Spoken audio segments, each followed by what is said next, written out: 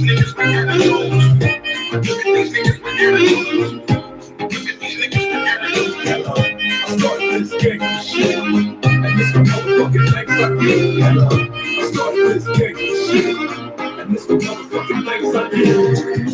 motherfucking world is a ghetto full of magazines, full clips, and heavy. Hey everyone. I'm just looking for a big yellow. It's 6-inch stilettos, Dr. Dre. What's wrong with that? Hey everyone. Hello. Welcome to Comic Artist Pro Secrets. My name is Ethan Van Sciver. 26-year veteran of the comic book industry, world's most charming, elegant, eloquent, and yet humble man. Great big Star Wars fan. Trusted member of the media, Comicsgate to the bone. Comicsgate in a nutshell. As Mags Visaggio once called me.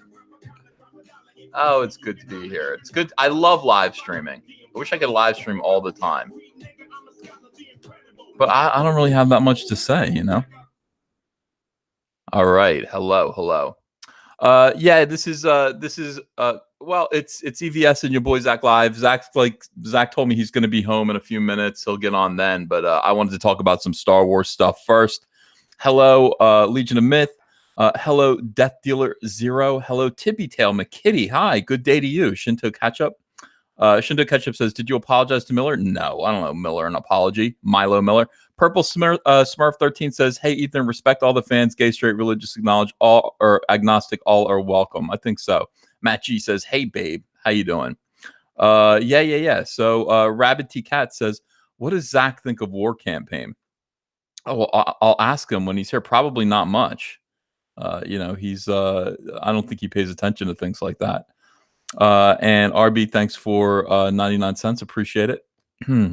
Yeah. How you guys doing? Amy Minty says, you should do more art critiques of upcoming artists. I miss the art. You know, I was thinking about that the other day. I was just kind of like, I kind of do miss brutally honest portfolio reviews. And a lot of people ask for them.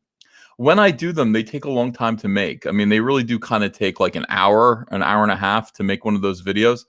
And they get okay views. I mean, 5,000 to 8,000 views. And that's kind of what art videos end up doing. The amount of people who want to be artists, who want to participate in that, at least in this audience, seem to be limited. But at the end of the day, I find them kind of rewarding. I really do enjoy looking at other people's work and then just seeing if there's something I can teach. Oftentimes, there's nothing. There was this one time, I mean, this guy did a comic book. I can't remember what it was about. It was a little bit, it reminded me of the Iron Giant. There was a little kind of puckish dwarf fellow and then a big robot. And the book was perfect. And I wish I remembered, I should actually go find that guy and see what he's doing, if he's actually doing a comic book at this point, because that book was just money in the bank. It was so good. And I'm surprised it hasn't been published yet, if it hasn't been published.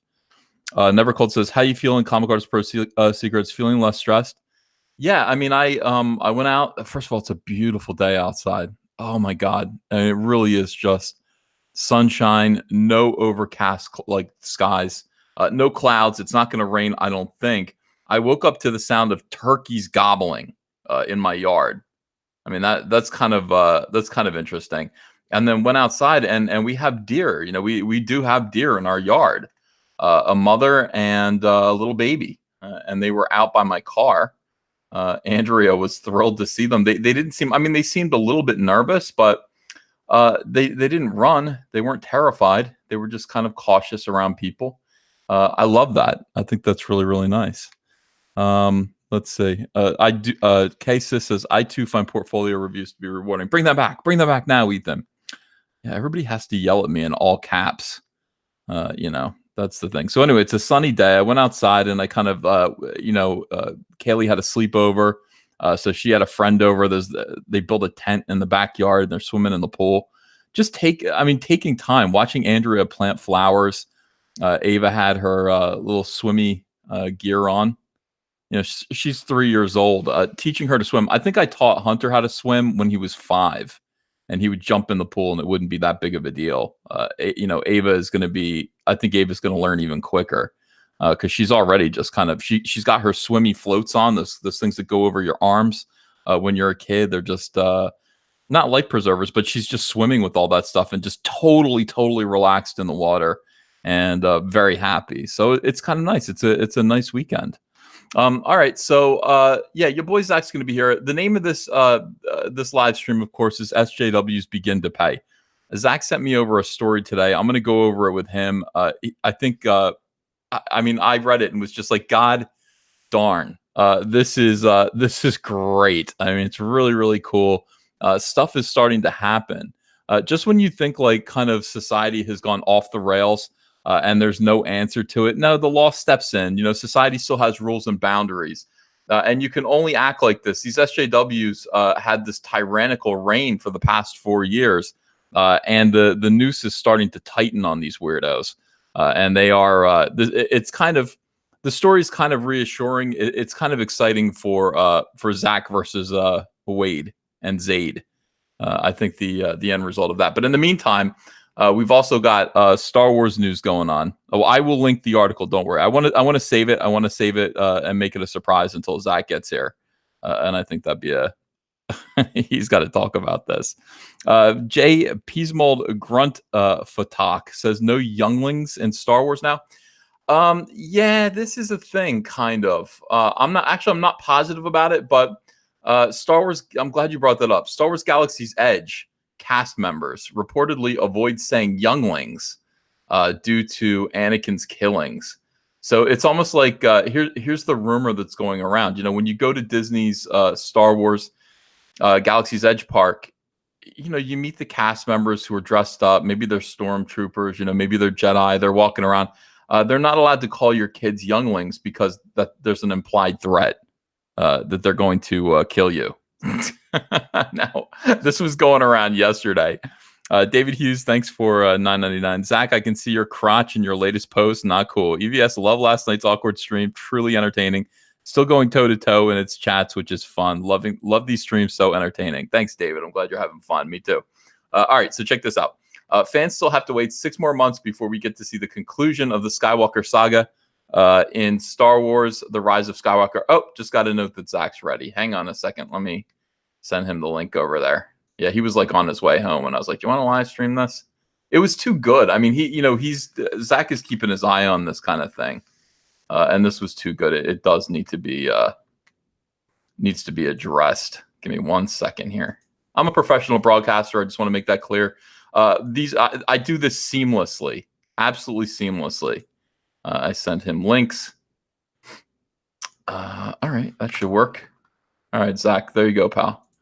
All right, back to this for a second, and Zach can talk about younglings with me.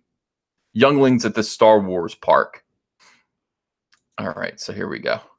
Fans still have to wait 6 more months before we get to see the conclusion of the Skywalker saga in Star Wars: Rise of Skywalker through Disneyland in Anaheim. California has officially opened its door to Star Wars Galaxy's Edge. I gotta go. Do I go there or do I just wait till it opens in Florida? I don't know. It'd be easier to get to Florida. An immersive experience that transports guests to the galaxy far away. As anyone who has ever been to any Disney park can tell you, the park's cast members commit themselves to selling the tone of the areas in which they're located. One report claims that in order to avoid the more macabre elements of the saga, cast members avoid saying younglings due to their slayings in the Star Wars Revenge of the Sith movie. All right, so this person, Jenny Nicholson, just says, also, a cast member said kids, and I jokingly said, oh, younglings? And she blindsided me by telling me that they're already scrubbing younglings from the vocab. Parents didn't like it because one of the only times you hear it in the movies is the phrase killing younglings. Fair. YouTuber Jenny Nicholson attended a press event ahead of the attraction's opening and reportedly on her experience. On Twitter, Nicholson revealed also a cast member. Okay, so we got that. It's unclear if this is anecdotal or if it's actual official protocol. But you know what? I read another article that was just denying this, that says this is not the case. So I'm not sure. I mean, it kind of makes sense in a way, but it might be a little bit anal. You know what I mean? It might be a little bit silly. Rodent Slayer says lies, deception. Galaxy's S can and does say younglings. Thank you, Rodent. Yeah, that's what I read. But this was all the news yesterday. This was everywhere. And people were reacting to it, I think, properly and appropriately. Like, this is kind of silly, you know. Force user says makes sense. What? Well, I mean, I don't know. I don't know if it makes sense or not. Who knows?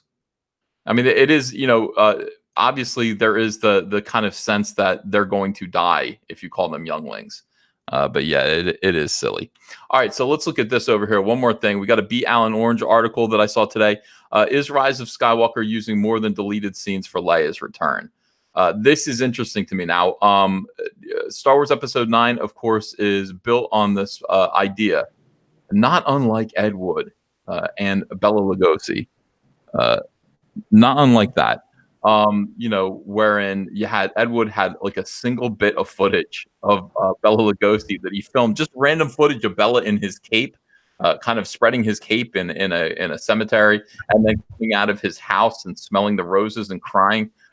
That's what he had, and from that he built an entire movie. Hey Zach, are you here? Yeah. Okay. All right. So, seen Plan 9 from Outer Space, haven't you? No. You haven't seen Plan 9?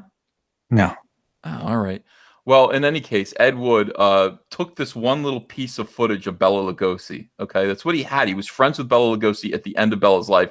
Was able to get a camera, take some footage of him, and then built an entire movie. He wrote a movie around whatever this footage was, and this is kind of what Star Wars Episode 9 did. They had some extra scraps of footage of Carrie Fisher, and they wrote a movie around those scraps of footage. But the question was kind of like, hey, is there more? Like, how are they going to structure this so that it looks new and separate, like that it was filmed today rather than it was filmed in 2014? And here's B. Allen Orange. Zach, B. Allen Orange is my arch enemy. Is that a real name? His real name is B. Allen Orange, and in every single one of his articles for MovieWeb, he threatens me somehow, like directly.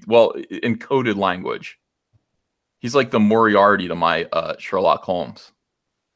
And he makes it clear. He sent me oranges and threats through the mail in my P.O. box. Everybody be wary of B. Allen Orange. When Star Wars Rise of the Skywalker went into production, I keep wanting to say the Rise of the Skywalker.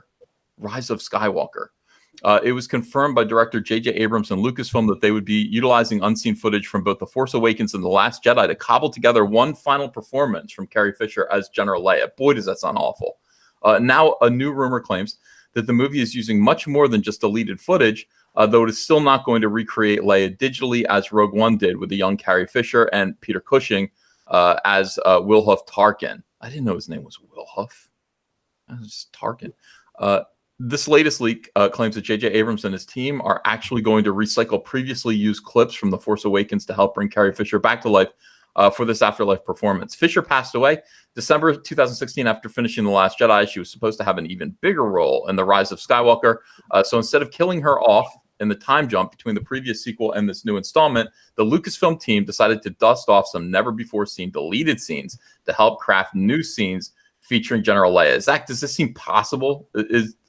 Is footage like Play-Doh? Can you just like mold it into something new? I got to tell you, well, two things. First of all, I saw in the comments for our last live stream that people don't like when I interrupt you, so I'm waiting for spaces to talk.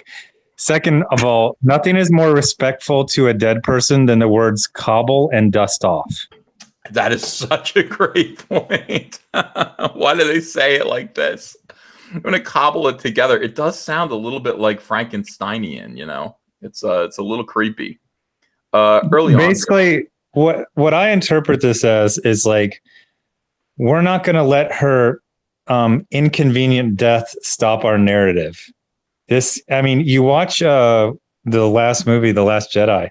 I caught it on the plane the other day, and yeah, it's bad. And one of the worst things is that Luke is, Mark Hamill is whatever. He's like 62. He's in great shape. He's in great health. Remember, he was fat for like a decade. He lost all that weight to do what? Toss a lightsaber over his shoulder and mope around and drink milk out of a animal. Right. And then Carrie Fisher, who is clearly dying, who could barely even open her mouth. And SJWs will always use anyone, sick people, dying people, dead people. Do you remember Stan Lee? He did that like cobbled together speech about, it was like coded words they gave him Mhm. Oh, we don't like the people who say, and like they're like, get it. He's talking about you. He couldn't even get like a whole sentence off. Sometimes they had to use fragments of sentence and Yeah. like and cut them together. So they're never going to stop using you, even unto death. And that scene where she goes out into space and then she activates her Green Lantern power ring and flies back in, that was embarrassing. Yeah, it really You're looks going to say a person who can barely talk. No disrespect. She was so sick, she could barely speak. She could barely open her mouth. she did duck She can face fly. through the whole movie. I mean, she like pursed her lips out the whole time. She didn't look like it was weird. I couldn't really see Carrie Fisher in there anymore. No, it feels like a completely different character. Yeah. Oh, well, all she needed to do was hug everyone all the time, though. I mean, she hugged Didn't she everyone in that slap a movie. guy? And Didn't she, yeah, she well, she hugged assault a women. man of color, a person of color? Yes, yes, she did. But I think she's allowed to. I think that's okay. Like in terms of intersectionalism, you're allowed to. Women are allowed to hit people of color. I think that's the way it works. I don't know. Well, it's yeah. The progressive stack is it's kind of a totem pole where the positions are always changing. Mm. It does feel like that was allowed, and I'm guessing because of I don't know why an old white woman would be allowed to slap a young, Hispanic man, but for some reason in their calculus that works. It's okay. Yeah. Well, he's still a man. He's still a man. And he was very, very masculine. Yeah, that's it. That's it. He was masculine. He was toxic masculinity being tamed. That was the entire movie.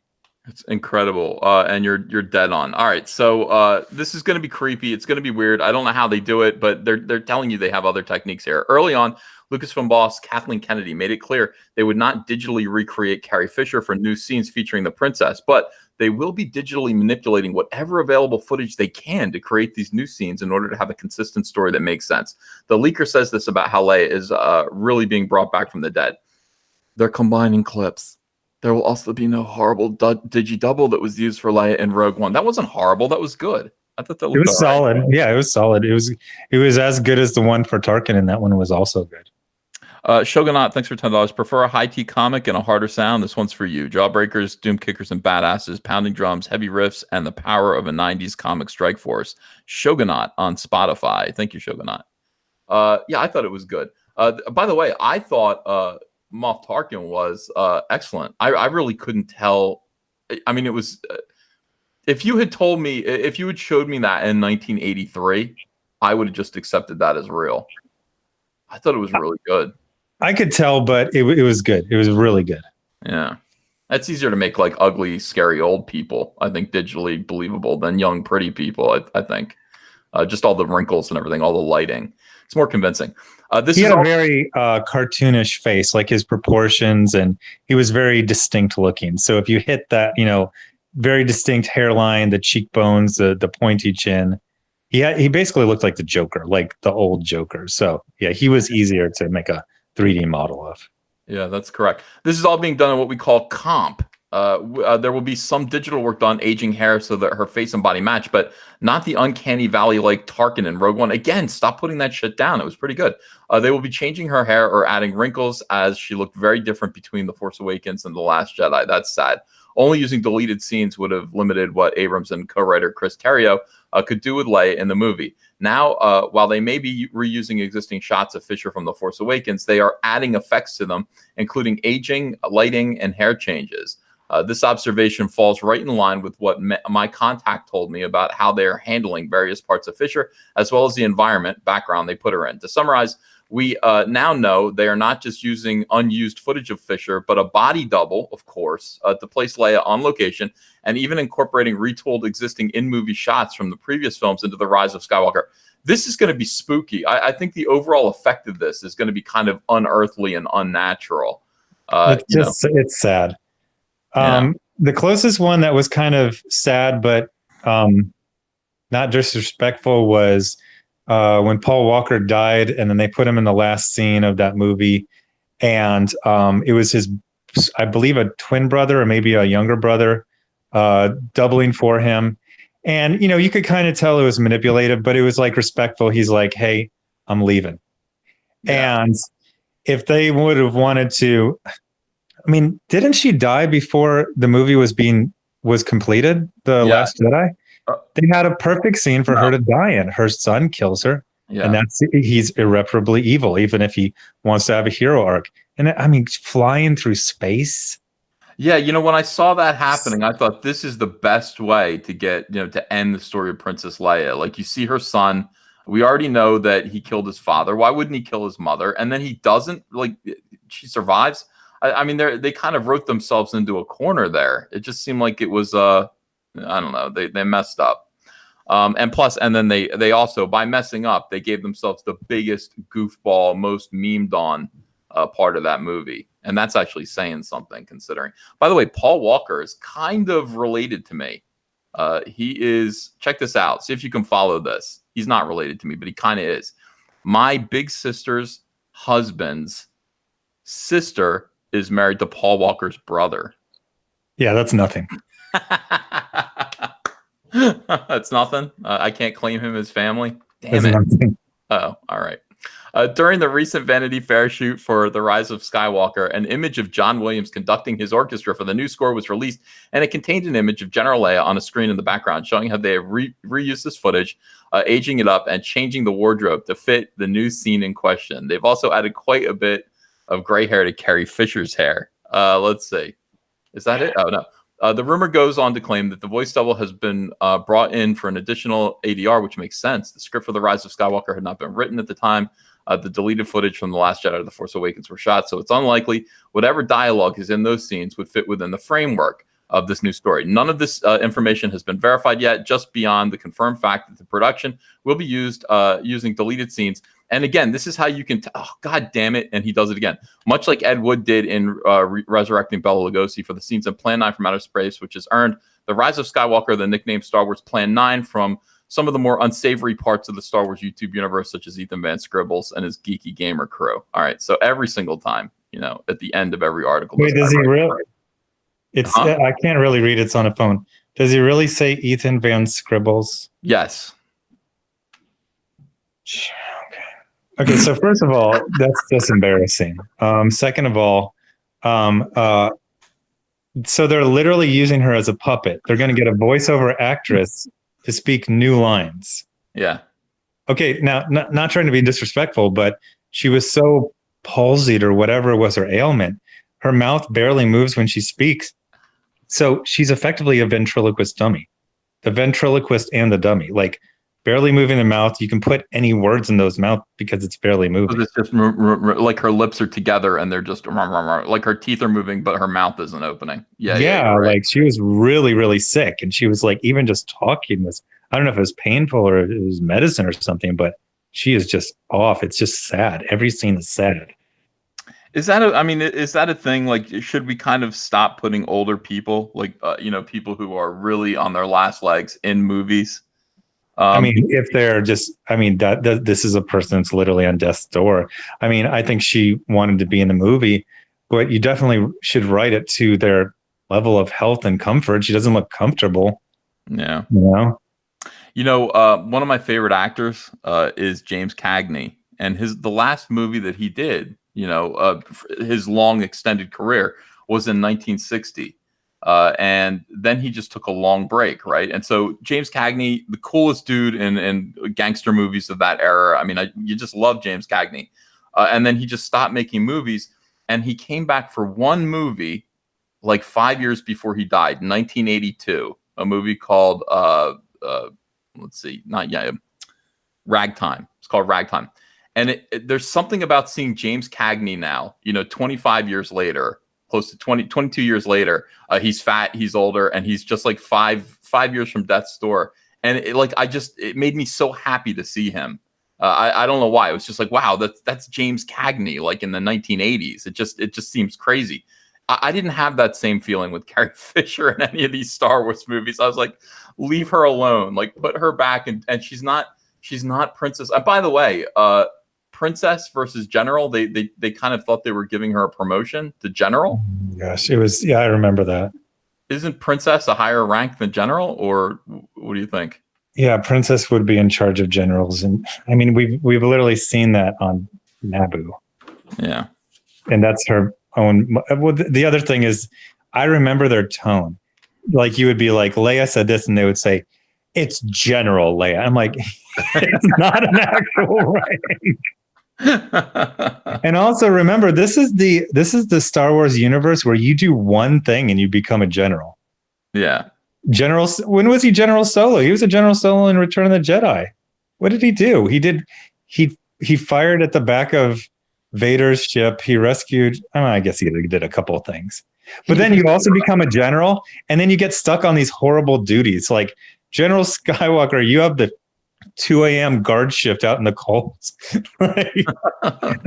They put Solo on just this regular patrol that a freaking staff sergeant would have led. Oh, we're gonna put 3 generals on this thing. I honestly, I don't understand how they did that to Han Solo in the first place. I don't know how Han Solo gets bumped back to pirate, in his old age. I don't get that. What did he do? What did he do wrong? Like, that guy should be royalty for, first of all, married to Princess Leia, General Leia now. He should be some kind of dignitary. And then it's so weird. He would be like a duke, right? Yeah. It's so weird to see him bump back to just committing regular smuggling crimes in his old age, like he's 20 years old again. I mean, I guess nothing he did in the original trilogy meant a goddamn thing. God, that pissed me off. It was so odd seeing, like, it's just weird, man. It's weird. It's like seeing like old, like it's gonna be like seeing Metallica when they're 80 years old come out on stage and still bang their heads and stuff. It's just like, that's what you did when you're 20. Like, there's no dignity in your old age, I guess. Nothing changed.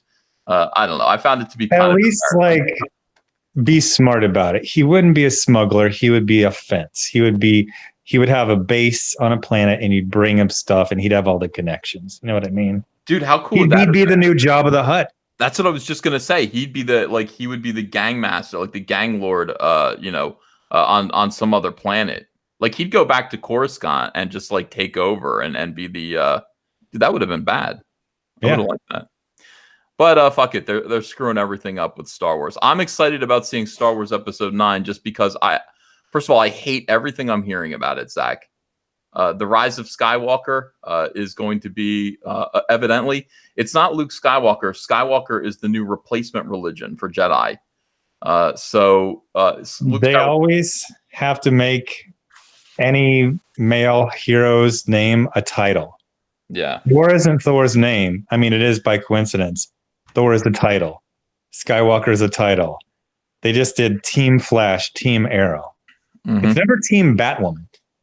Oh my God. Oh, no, Batwoman is Batwoman. But, Flash always has to be a team, a title, a concept.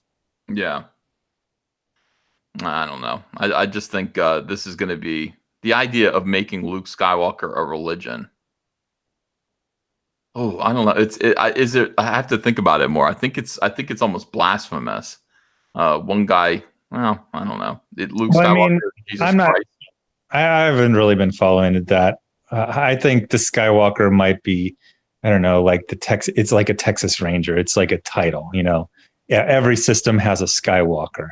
But I want them to get really dumb and literal and have like these boots they give people.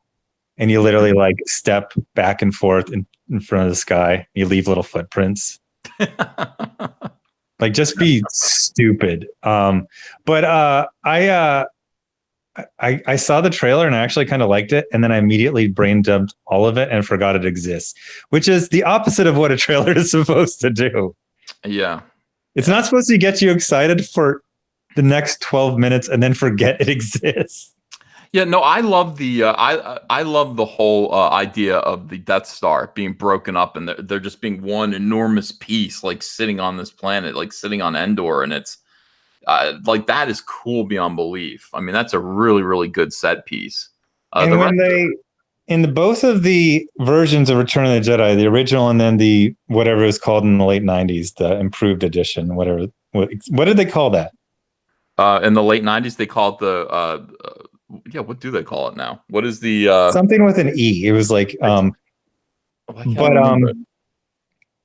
both of them, when they showed explode, one they do like a 1970s exploding a model, and then they do a 1990s like these shockwaves coming out. They never showed it till like the whole explosion died down, right?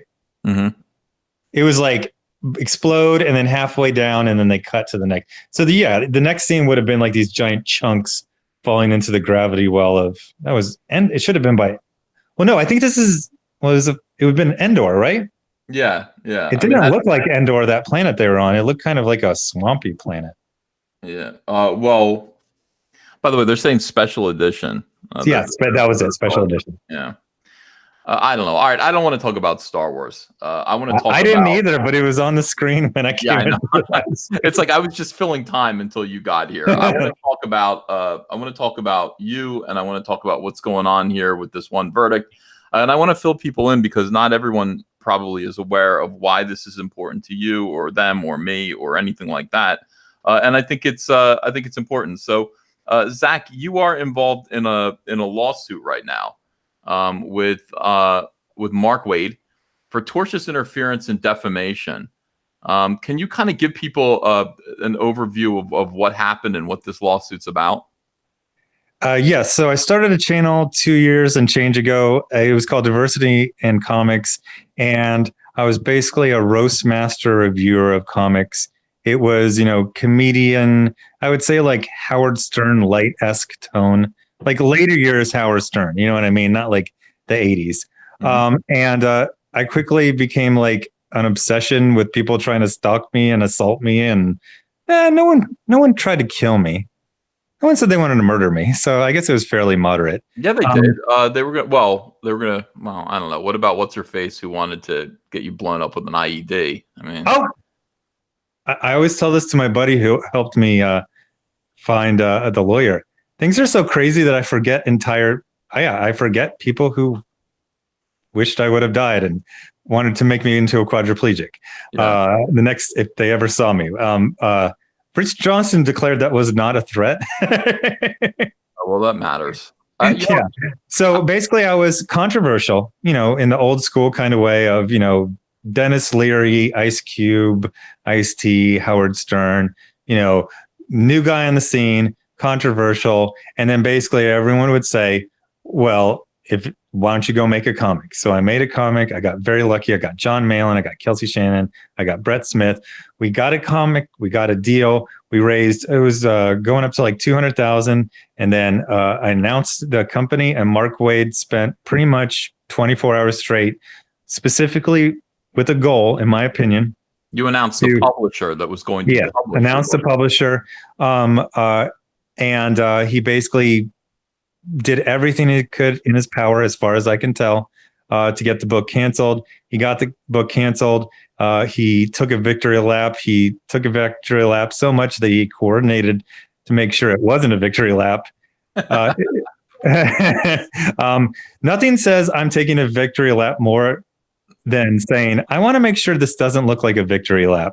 Then he very, very stupidly did a Bleeding Cool article where he basically admitted to, when there's a law, and it says, this is the law, but then it'll say, you have to hit these 4 things. It's like he was looking at the law and literally admitting to every single thing.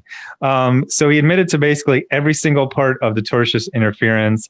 And then the defamation comes just from saying knowingly, provably false things, like saying I'm a white supremacist, saying that I gave away the first and last name of every employee at every store that didn't carry my book, and repeating those over and over, repeating it, calling people I'm in contracts with, in an interview with Bleeding Cool, in an interview, a podcast with, I forget that guy's name, and then at Houston Comic Palooza, to a crowd of people. It was, as far as I can tell, a willful campaign to destroy me utterly. Not just to have one comic produced by one, but unemployable forever. Yeah. I haven't even tried to get an apartment in the last year because I was like, what's the point? They're going to Google me. They're going to see 30 hit pieces, with quotes from Mark Waid and his friends calling me a white supremacist. It's like, what's the point of even trying to get? I think there is a point, actually. This is something that just occurs, but I mean, don't you want to? You should actually try to do that, and whatever the result is could be added to the damages. I mean, it's one of those things where he's literally, or as far as I can tell, You got to say things for legal reasons. Mhm. I believe it 100% of my heart, but I got to say, as far as I can tell, he specifically crafted the most extreme thing meant to demonize you to any reasonable person. I just did a video. I go, it's pretty easy to get called racist. You ask your Hispanic coworker, hey, where's a good taco place in town? Some, uptight school mom like, that's racist. And the guy is like, no, I saw him eating tacos yesterday. It's easy to be called racist. You can get called racist. White supremacist, despite him saying it's a quote broad spectrum, is a very, very specific and I believe specifically crafted way to destroy someone's entire life. That's almost like a religion. I mean, calling someone a white supremacist is basically saying this is something they attend meetings. You know what I mean? Like exactly, because it implies membership. Yeah. Racist can be anything. Racist, you can be like, it's a matter of opinion. You can do a compliment and be called racist these days. But white supremacist, that's a member of a group that is an absolute term, and it doesn't go away. You know what I mean? Everyone knows. I heard that guy called racist 5 years ago because he asked someone what a good taco place was. We haven't had any more complaints. So there's no wiggle room with supremacists. That is designed to destroy your entire life, to make no one ever want to do business with you, to have that person who does business with you, I heard this guy was a white supremacist. And then they got to explain why you're not. You know what I mean? Yeah. So he did things, I believe, not just to cancel my deal, but to damage me for my entire life. So it took a while. It took, months. It happened in May. I didn't get the lawyers until August. And then we filed in September. And then it's now June. And he's been nothing but pulling the brakes. Every stalling tactic in the world designed to eat up my entire war chest so I'd drop out. Mm-hmm. Which I believe the wife or common law wife of his former business owner at a comic shop said that was the threat. That was a point blank threat. You don't have enough money to go toe to toe with him. That's right. He actually said that before. He said, do you have tens of thousands of dollars to defend yourself against Mark Wade ruining your business? Because Mark does, and he will spend it. He's cheerful. He's excited. I think they said gleeful. About spending all your money while he persecutes you. I'm going to put the link, by the way, in the chat to this again. Thank you. So thanks for doing that. And what happened was, I originally was going to. I was like, I'm not going to ask for help with this lawsuit until I've spent. I'm really needing it. I have no savings left. And then two things happened. Number one, I was an idiot and that made no sense because, oh my gosh, lawyers are expensive, especially good ones. It is absolutely insane that I ever thought that I could fund this thing by myself. Number two, Mark immediately, from what I hear, he at first tried to get other people to launch a GoFundMe for him. And then I guess nobody wanted to. So he launched it for himself. And what does he do in his GoFundMe? Defame me as a racist. Yeah. I forgot. Yeah, another place. The other thing he did is pretend to not know. Like I can only assume this is to because he wants to threaten critics. And then 7 months later, he said, "I did it for a publicity stunt." It was real clear. Nick Rekieta and several other people, they read the entire 12-page. It was 8 pages. Mm-hmm. It was 8 pages and then a couple of addenda. It was 8 pages to really lay out the case. And my lawyers did a freaking great job. And then his lawyers basically just 80 pages. All the responses have been ridiculously long. They'll put an article by Bleeding Cool as proof, and then they'll include all of the clickbait links at the bottom, world's biggest pimple. It's just they're just flooding them. So basically, the idea is, and one of the things you said is you said, I want to explain why it's important to him and you. If this lawsuit was about me, just me in very specific circumstances that could not be repeated, it would be a worthless lawsuit and there would be no reason for anyone to ever give me any money, even if they like me. The problem is that, and very specifically, this stuff doesn't just happen to me. Mm-hmm. It happens to you. It happens to people who talk to either one of us. I've got some great artists who they get embarrassed. They go, hey, and I go, you want to use a pseudonym? They just start broaching the subject. Mm-hmm. And I go, I totally understand. Yes. I think things are calming down. I think we saw things calm down because of the lawsuit with your retailer, variant from, but this is something that had to have been done, and it has to go the course. It has to go all the way to, justice being done in whatever way that will be. And most likely that is a judge saying, why were you calling a man with all mixed race kids a white supremacist? Like, there's no reasonable way that you could have honestly thought that, which is something I believe could be said. Yeah, I think that at this point, white supremacist, when they started calling Republicans white supremacists, I couldn't believe it. I thought that was about the worst thing that you could call someone. White supremacy is just it was so alien to my experience personally, and I knew I think of skinheads. I think of criminals when I think of white supremacists. Oh yeah.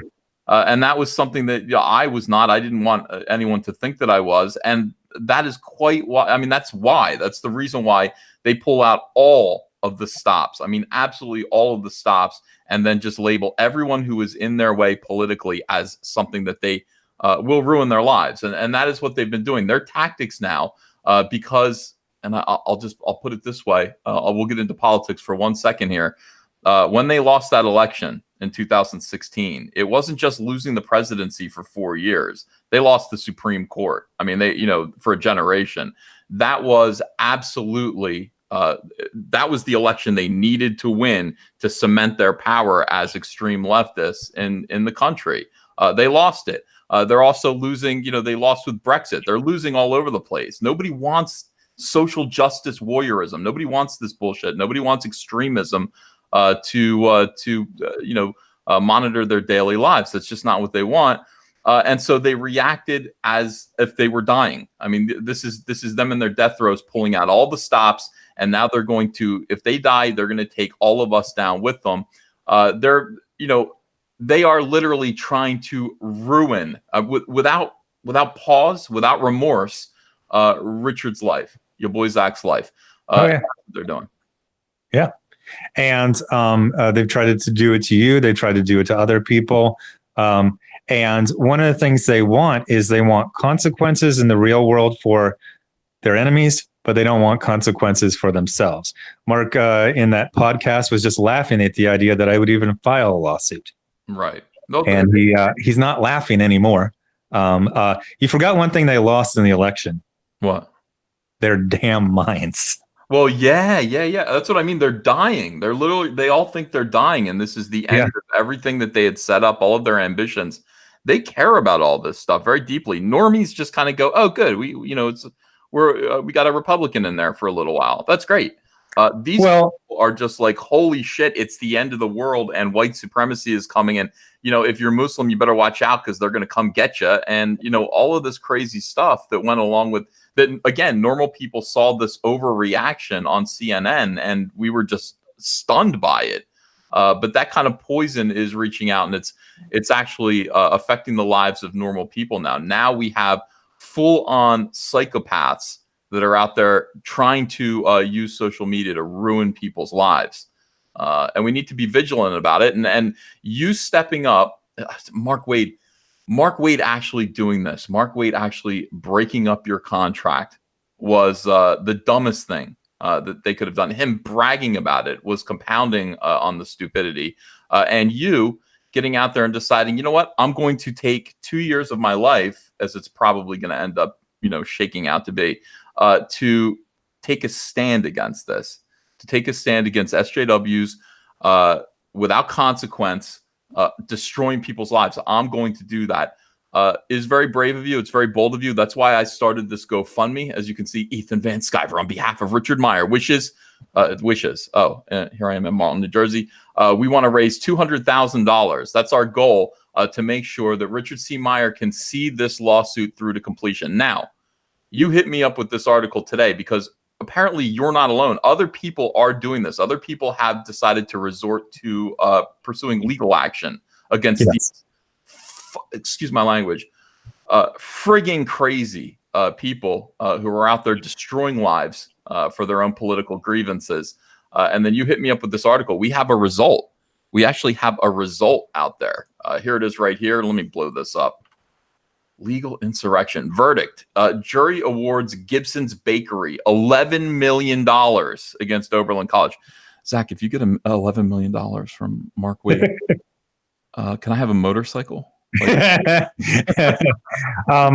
Yeah. So two people sent me this link. And it was very, very interesting. Now, there are a lot of similarities. There's a lot of differences.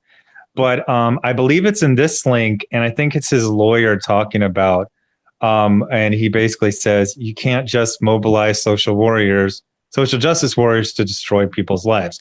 Like I've said, there's really no legal standpoint. That's why Mark is stalling. There's especially in Texas, which defends businesses very well, because you kind of need to if you want a stable society. You can't just people say, hey, me and 12 weirdos on Twitter have decided to destroy this business that employs multiple Texans, multiple people of different races, different sexualities, different nationalities, just because one bald man baby decided he didn't like it. I don't like this book. Okay, you don't. One of the things I said, one of the things about this crazy last year or so is that it's really good to have a lawyer, because there are people who know your story but aren't emotional about it. And people point out, they go, hey, it wasn't just you. You were giving people their first time in print, at an established company, in the fan gallery, Yeah. Had Eric, I screwed this one up.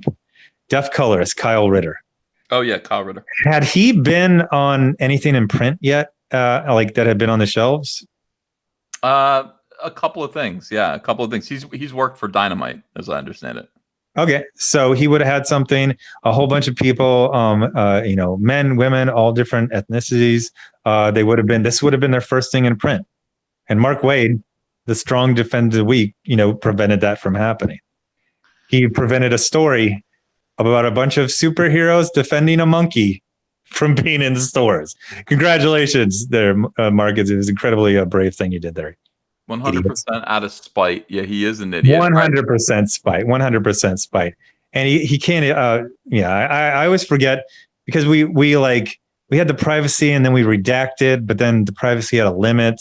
I forget what I can talk about, so sometimes I'm just gonna shut up.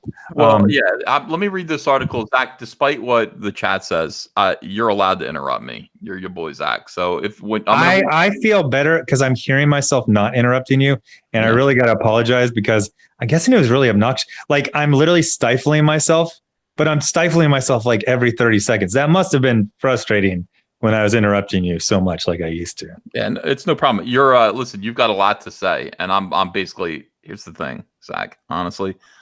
You don't do live streams anymore, and these people miss you. So I do live streams all the time. When you're on the show, it's your show. So I'll shut my mouth. I'm going to read this article. And like I said, interrupt me when you've got something you want to throw in. So let me just read this article so people know what is going on. Punitive damages. All right, verdict. Jury awards Gibson Bakery $11 million against Oberlin College. Punitive damage phase to start next Tuesday, which could increase the damages to 33. Zach, if it's 33 million, you're buying me a motorcycle. Why is motorcycle? I've never heard you talk about motorcycles. You've never shown any interest. Yeah. What is a motorcycle to you? Is it a luxury? Yeah, it's something I don't have. What about a gazebo? I don't want a fucking gazebo. I don't have room for it. Where would I put a gazebo? It feels like an Ethel Merman fan would also like gazebos. For Christ's sake, dude, I don't like Ethel Merman. I don't know where you got this shit from. I'm not into musicals. That's not me. Ethel Merman. You aren't about that life? No, I don't even know. I don't even know anything about Ethel Merman. You just totally invent memes, Zach. You're a meme inventor, and it's not fair, and it needs to stop, or I'm going to sue you for $30 million. All right, let's go. Would you even ride a motorcycle? Yeah. Oh, yeah. Without question. It'd be fun. I feel like you'd be one of those. You know what a touring motorcycle is? Yeah. They start putting all the compartments and the windscreen, and they put like a stereo. I hate those I hate people. I feel like you would do that. No, no, I don't think so. I think not a touring motorcycle. I don't want a crotch rocket though. I'm not into that. I would just want a nice Harley that I could ride Okay, around. I respect that. That's a good midlife crisis motorcycle. Yeah, Yeah, that's yeah, good. yeah. Hey, listen, I'm open about my midlife crisis. You know, Oh I'm yeah. ready to admit that. But a motorcycle sounds like fun, and it's something that you know what, unless it's handed to me, I'm never gonna have it. It's that's I so it is a luxury, you know. But my son is talking about buying one, and I'm a little bit envious. All right, so the jury in the Gibson's Bakery versus Oberlin College case has reached a verdict. According to our reporter in the courtroom, the jury awarded $11 million. Here's the details. Alan W. Gibson was awarded $3 million, David Gibson $5.8 million, Gibson Brothers $2.274 500. Now, next Tuesday, there will be separate punitive damages, which could be a double award, meaning tripling the $11 million to $33 million. What a great man. Judge Was it double or triple? You said double and then triple. they said a double award, meaning triple. So in other words, They mean a second award that will triple will double. it. No, they're That's a weird way to say it. Yeah. Well, I mean, they're doubling the 11 million, totaling it out to be 33 million. See, that award will be twice 11 million, Zach. I can do a little bit of math. No, that's 22 million. What they mean is a second award will be a multiplier that will increase it to 33 million. Right. Factor of 3. State of Ohio. And up a state of Ohio, I mean, that's kind of a purple state. You're in Texas. That's a red state. Judge John Miraldi reading jury verdict. All right, clarification. Meredith Raimondo was held liable on the libel and interference with business relations, but not intentional infliction of emotional distress, which I guess, Zach, you're not suing for intentional infliction of emotional distress. I'm definitely sending the 2 links I have to my law firm, and we'll discuss this. Because they talk about very specific things, like there's a specific charge for libel, and because slander spoken, libel is in print. Is typing he's a racist in the GoFundMe, is that libel? Will a jury find it libel? It's definitely not true. Yeah. To me, we're going to have a discussion for X amount of dollars per hour. But it's worthy. I have learned not to talk unless it's important. I used to say, hey, this happened. And then you go at the end of the month, oh, I'm going to keep that to myself. I can't wait. I'm sick of you stifling yourself, honestly. When this lawsuit's over, it's going to be great, man. It's going to be great. By stipulation, the college is responsible for any amounts awarded against her, so she will not pay anything out of pocket. We followed the case from the start of the protest through the lawsuit process and now trial. Here's my statement. The verdict sends a strong message that colleges and universities cannot simply wind up and set loose student social justice warriors. Thank you for using that phrase. And then wash their hands of the consequences. In this case, a wholly innocent fifth-generation bakery was falsely accused of being racist and having a history of racial profiling after stopping 3 Black Oberlin College students from shoplifting.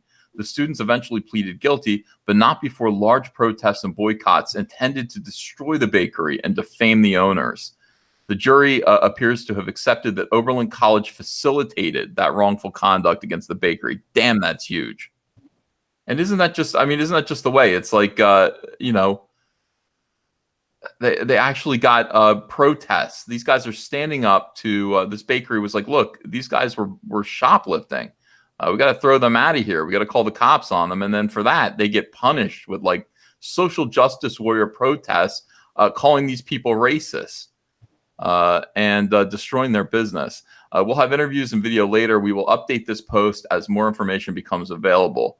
Here's 4 generations of these guys who have been running this bakery. It's a family business.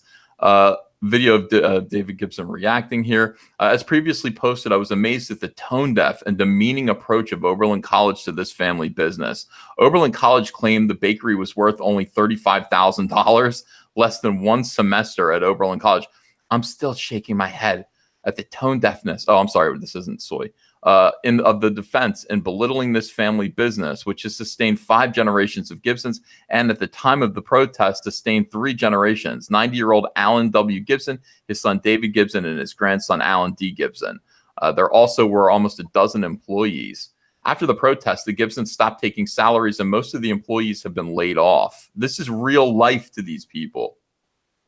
You know, that's something that needs to just be stressed. Like, this is real life. Zach, this was real life to you. This is your life. Oh, yeah. Yeah. This is, and it affected me. It affected other people all down the line.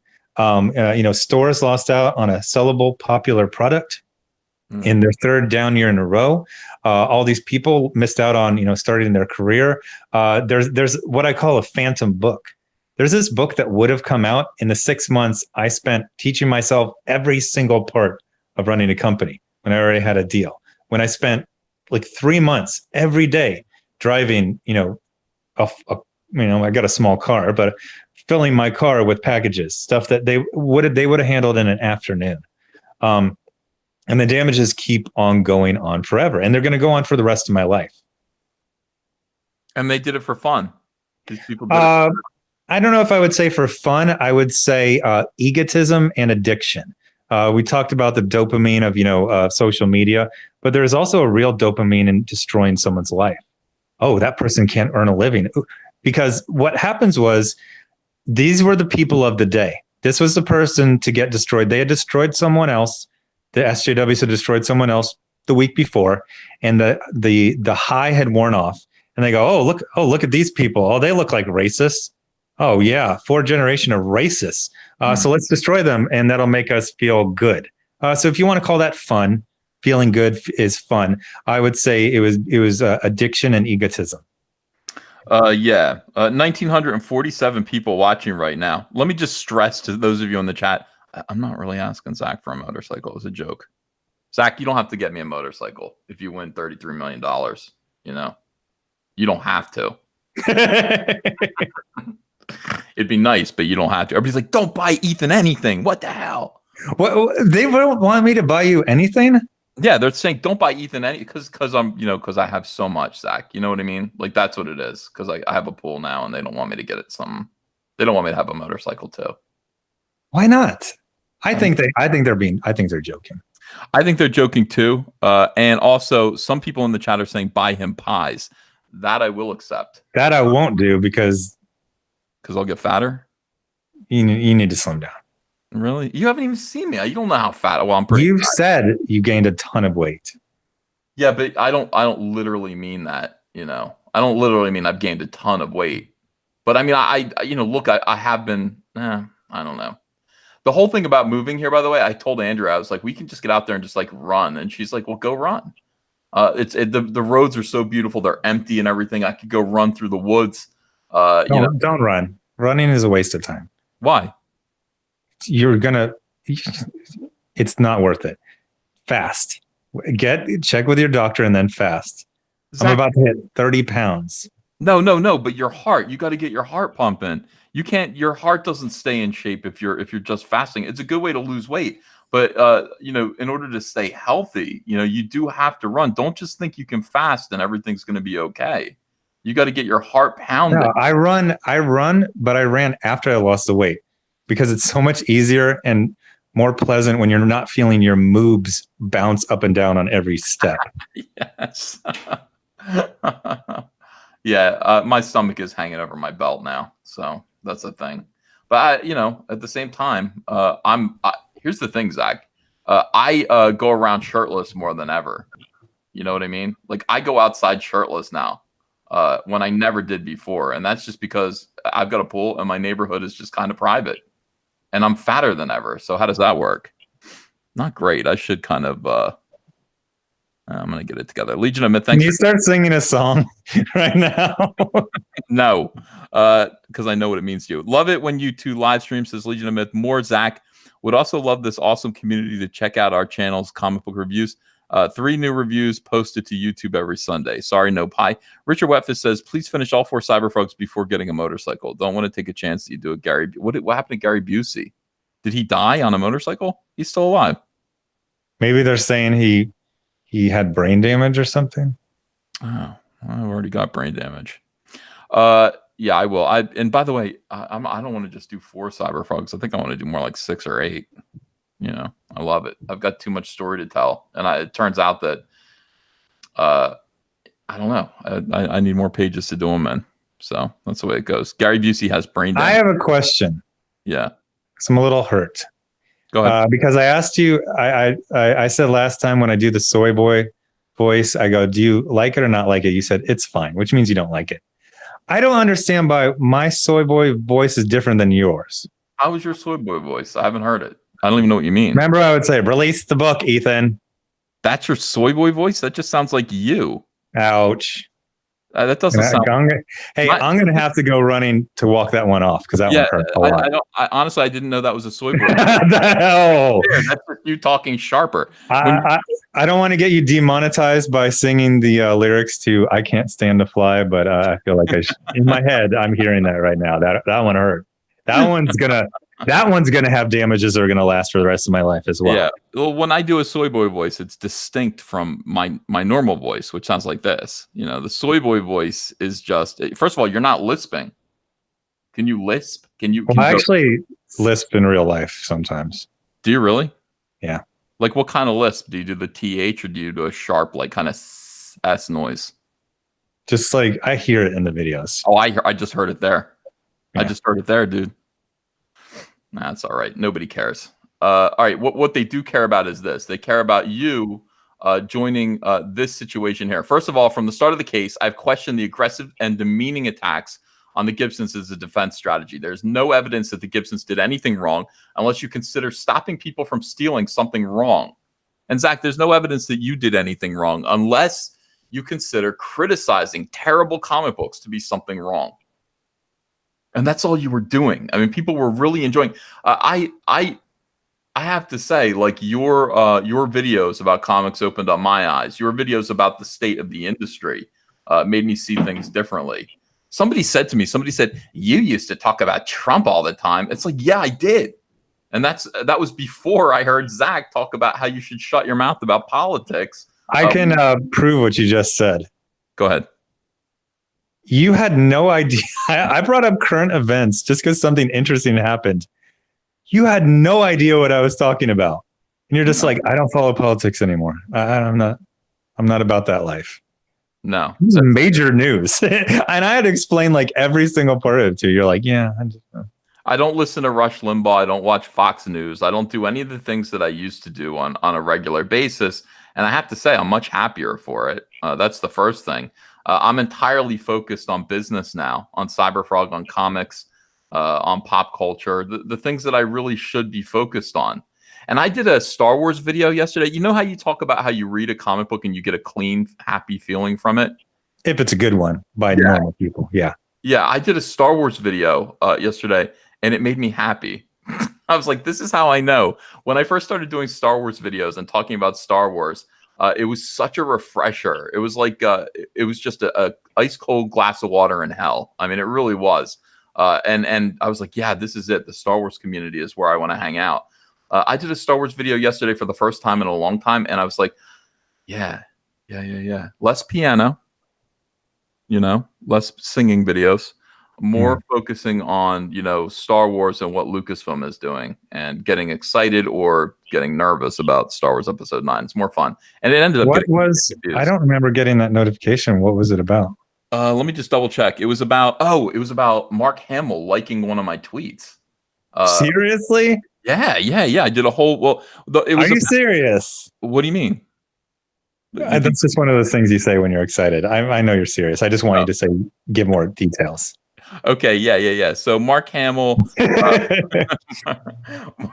and I saved it for the end, but Mark Hamill was making fun of Vanity Fair's photo spread for Star Wars Episode 9 because there are two shots of Luke Skywalker, young Luke and old Luke with R2-D2. And the young Luke picture, which was George Lucas, had R2-D2 coming up to his rib cage. Like R2's a big droid.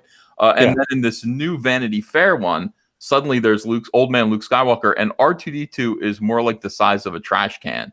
He's just way smaller. You can see them in comparison to each other. So Mark Hamill, I'll call him Luke Skywalker. Mark Hamill was just like, so what's happening here? Is Luke growing or is R2-D2 shrinking? And I just tweeted back to him, bad Vanity Fair or shitty Vanity Fair Photoshop theory or something like that. And he liked it. He hit like on it. Wow. I know. I was like, by the way, how it's so interesting to see him come up against his, contracts and, how much he can say. He just comes right. He's just so angry Yeah, I know. about what's been done to his legacy, his character's legacy. Yeah. He's got to be. I mean, you have to. First of all, he shows it. He got in shape, like really good shape. Well, pretty good shape. No, really good shape. Go back and just look up Mark Hamill. Just do a Google search on Mark Hamill, and you'll see him right before the Star Wars movies, the new Star Wars movies, when he didn't have his beard and he was just kind of puffy and spotted. And he really got slimmed down. He grew that nice beard in, and he looks cool right now. He does. He looks great. So Mark Hamill is aggressively, passive aggressively, I think, but in an amusing way, taking shots every day at Disney's Star Wars. And there's just no doubt about it. I mean, they ruined. God, he even retweeted a photo of Billy D. Williams, Mark Hamill, Harrison Ford, and Princess Leia, Carrie Fisher, all together in the Falcon cockpit. Like what this could have been. We saw that. I had the guy add C-3PO, R2-D2, and Chewbacca, so it's the perfect image right now. But Mark Hamill got the first version of it, and yeah, he just retweeted it out, and he took a face full of garbage from these fake Star Wars fans. If I wanted to look at senior citizens flying the Millennium Falcon, it's the Millennium Falcon with its left turn signal on the entire time. You guys fuck off. It's like this was real Star Wars. I mean, these characters are what drove the movie. These performers and these characters are what made Star Wars a success. That is, I think that's undeniable. And you're going to see the same thing happen in the MCU when they try to replace Tony Stark, with Riri Williams. It's not about Iron Man. It's about Tony Stark. It's about the investment that people have in this character, and in the movies. The investment people have in that Iron Man and that in Robert Downey Jr. It's just lightning in a bottle. You can't just replace it and expect the same result, especially when you're an SJW. People cannot create shit. Why are they so unfunny though? Like that's all. Why are SJWs so unfunny? And even when you are a funny comedian and then you become an SJW, then you're not funny. Yeah, you kind of lose your sense of humor. You lose your spark, and you're no fun to be around. It is true. Riri, we need to get more videos out of you about that. God damn it. Well, they actually started giving her some flaws, so SJWs basically stopped talking about her. They're like, "Oh, she's a character now." Yeah, I'm not interested in her anymore. I spoke to you about this. I said, why aren't you criticizing, Marvel, like SJW Marvel anymore? And you said this, and I'm not entirely convinced, but you would know better than me. You said they've been listening to my videos. They fixed all of the shit that, they were notorious for in my videos. Like a lot of the SJW content is gone, and now they're just boring. Like they're not good or bad. They're just blech, Well, that not fixed everything, but they took the spikes off. When like the big spikes that would stick out as just ridiculous and egregious. They've chopped those off. But now it's just they're just really bland with really bad art. There's not really much to say. This is boring and the art is bad. It's dead, right? It's just, it's dead. Congratulations. You made your comics, critic proof. I can't say anything. I can't get a video out of this. Yeah. All right, let me get back to the bakery. People want to hear more about this bakery. All right, so the lawful act of protecting one's property nonetheless has devastated a 5-generation business because of Oberlin College racial politics. Gibson's Bakery survived 2 world wars, the Depression, the turmoil of the 1960s, and the so-called Great Recession, but it may not survive Oberlin fucking College's social justice warriors and their faculty and administrative enablers. If the jury understands this, the other pieces of the case fall in line factually and legally. Second, I never cease to be amazed at the arrogance of the college community as reflected in the defense of that Gibson's Bakery was close to worthless. Imagine that. They're like, this bakery is worth $35,000. That's something that's coming for me.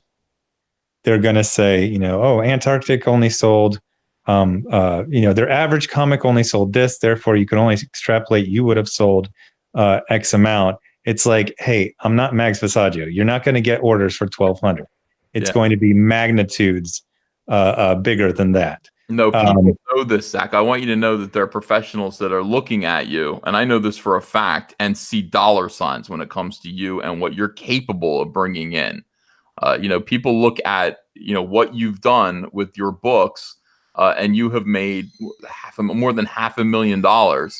I actually forgot to start to add it up. I haven't been adding in like what we made for the remastered edition, and yeah, I think the total for everything is close to like 600,000 now. 600,000. Yeah, I mean that's But more I money haven't than had 1,500 pages yet. yeah. Page count is what matters. You need 50. That's what Mags Visaggio was saying. Mags Visaggio was saying he's only done this many pages. I've done 1,500 pages. The fact that these people think excreting quantity of garbage into the comic book shops is an accomplishment, is something to be proud of.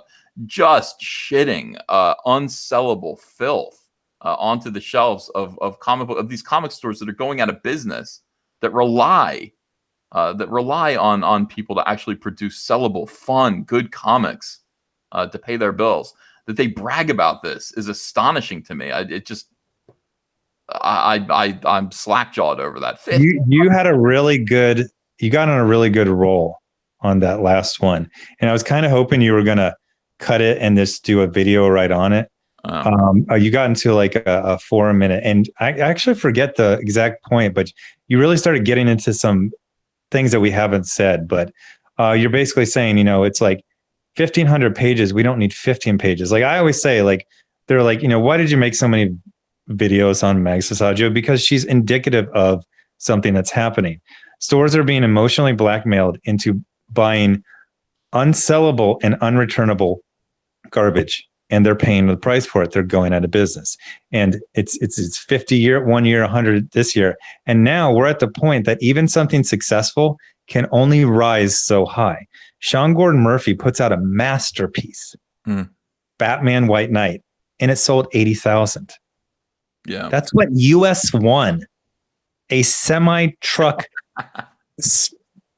based superhero. Does anyone remember US One? You remember because you laughed. Yeah. Well, remember, nobody remembers that. Yeah, trucker comic.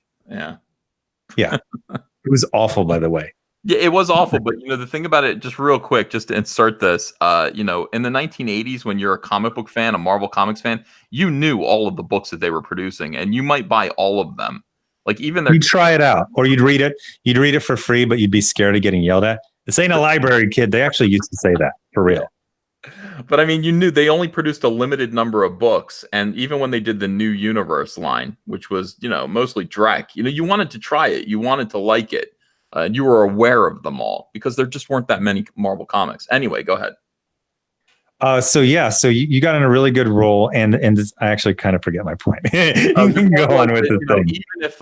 Even actually, SJWs are filling the shelves with such garbage that retailers are going out of business. And even if you produce, something like Sean Gordon Murphy did, I mean, thanks for reminding me. Yeah, Sean Gordon Murphy's Batman White Knight should have sold 150,000, 200,000. In a healthy industry with all of the stores that got put out of business by SJWs over the last 4 years, nothing Sean Gordon Murphy makes should sell less than 100,000 copies. Yeah. And they were very, very ecstatic. They're like, "Hey, this thing's consistently selling 80,000," and I'm like, "That's sad. I'm sad."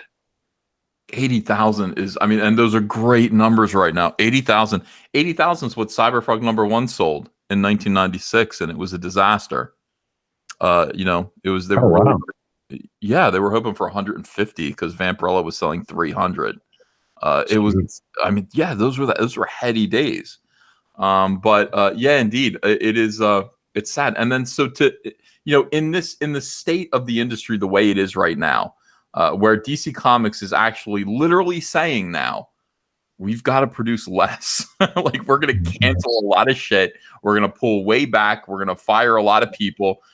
Because we are tightening our belts for what this is, which is just, Black Tuesday. This is the Great Depression. We have to just survive this and see if we can weather it out, if it is weatherable. When you have that sort of a situation and you have these tone deaf SJWs who are parasites, who, by the way, will continue to suck the blood out of their host organism until it's the very last drop. Very, very last drop. Yeah. You know, you have creatures like you know, Mags Visaggio and these people who are just like, oh, I put out 1,500 pages. Take them all back. Take all of these 1,500 pages back. Well, that's the challenge. Let's issue that challenge right now. Yeah. Kwanzaa, Mags Visaggio, Mark Wade with your ignited, you know, looks to me using dead kids to sell comics opinion statement. Make your stuff returnable. If it's so damn good and so damn in demand, make it returnable. That's what it is. That's what Comicsgate is telling these people. And I'm telling you, you know, we are on the side. I'm sorry. Go. No, you finish your thing because I interrupt too much. Zack, this is like a whole change for you. It's fun. Look, this is what Comicsgate is saying. We are on the side of retailers. Retailers are the victims of all of this. Not, you know, we are too in a way, like, you know, the customers, but for the most part, it's the retailers because they're the ones who are dependent on these companies producing good work that they're able to sell. They're the middleman, and they're getting scammed left and right by these people with their weirdo variant cover schemes, unnecessary variant covers, unasked for variant covers. Buy 50 copies of this regular edition to get one version of this, you know, glow in the dark 3D version cover that you're going to be able to sell for $200, but you're stuck with these other 50 books that nobody's going to want to buy. It's just scam after scam after scam. And the retailers are the victim of this. If you believe in the product that you're putting out right now, you want to put out all of this product, that's cool. Make it goddamn returnable. If it doesn't sell, let's go back to the old publishing model. These books are getting gift wrapped and they're going to be flung at you with a catapult. Take them back. And I hope it hits you in the head. Take this garbage back. All of Mags Visaggio's 1,500 pages. Deforestation on a massive level. Just stacks and stacks of just unwanted, unread, garbage violence. Just fling it all right back at them. It's not. It is I mean, obviously you're being symbolic, but there is something aggressive about it. By 1,500 pages, like, Mom, I just reprinted a book, a second edition, you know, the remastered edition. The only bonus was that I fixed mistakes I made the last time. It's like, yeah, some of the stuff was out of focus. Now it's in focus. I think I sold 1,600 copies of it. That's more than Mags Visaggio sells on effectively every single book, except for the DC book. And the DC book she just rewrote a Neil Gaiman one shot and screwed up every part of it. Like, I got to choose my words carefully because you start making promises. I have what is effectively a full return policy. Basically any damage, or I've even had people say, I read it and I don't like it. I want my money back. Here's your money back. Now, I did have one person say, I got the book and then 3 months later you said something in a live stream I didn't like. I want my money back. That's not cool. Too bad. Things like that are why policy. I have a 100% refund policy. But on my last 4 campaigns, any reasonable reason for a refund, damage, physical damage. I've actually got one guy who said, it's so late, I don't want it anymore. I go, that's legitimate. Mm-hmm. I had one person who said, I read it and I don't like it. I want my money back. I had one person who said, somebody said something on Twitter and it kind of ruined my desire for it. That one was real borderline. I gave a refund for that. I did not give a refund for 3 months after I got the book. You said something on live stream I didn't like. But I have put my money where my mouth is. Basically, any reasonable reason for wanting a refund, you do get a refund. Yeah, of course. Yeah, So Mags and Kwanzaa, you're Hollywood elites, your media elites. You are Eisner nominated elites. Elites. What does elite mean when we say that in reference? Elite means they can get a friend of theirs to write a hit piece for. They have power. Yeah. So put your money where your mouth is. Me and Ethan are frauds. You are Eisner nominated. Successes. Your next miniseries, Mags, make it returnable. Yeah. Or you know what? Or that's going to be imposed on you, because that's what's coming right now. That's around the corner. Yeah. Yeah, DC. I believe DC and Marvel are starting to, and I believe Image as well. They're starting to institute. Oh, by the way, Image. This kind of really didn't get covered. And again, tell me if I'm hijacking the conversation. They have massively reduced the amount of new series and new miniseries they've been putting out. Massively. Hmm. After 4 years of putting out Chris Sabella, Alice Cott, SJW garbage, they realized, oh, we're a business. And we need to, put out stuff that's sellable. They got this book called Excellence, and it's excellent. But they've kind of ruined the ability to promote things because they've been promoting garbage. Hey, the Pervert by Michelle Perez.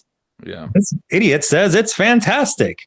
And when you do that, you kind of, it's you're crying wolf. So a good series like Excellence, they're going to pay the price for all the trash. It's like you pointed out in your movie reviews. The Star Wars movies pay the price for the last Star Wars movie.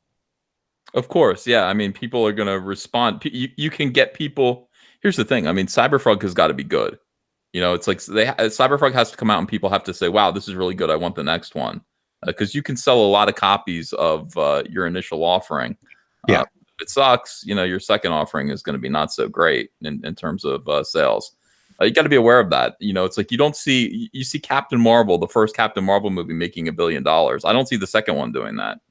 I kind of think Marvel has perfected an ability to make $1 billion off of anything. Well, there's that. Yeah. I mean, they made it off of Captain Marvel, which was really bad, and not even interesting bad, just boring bad.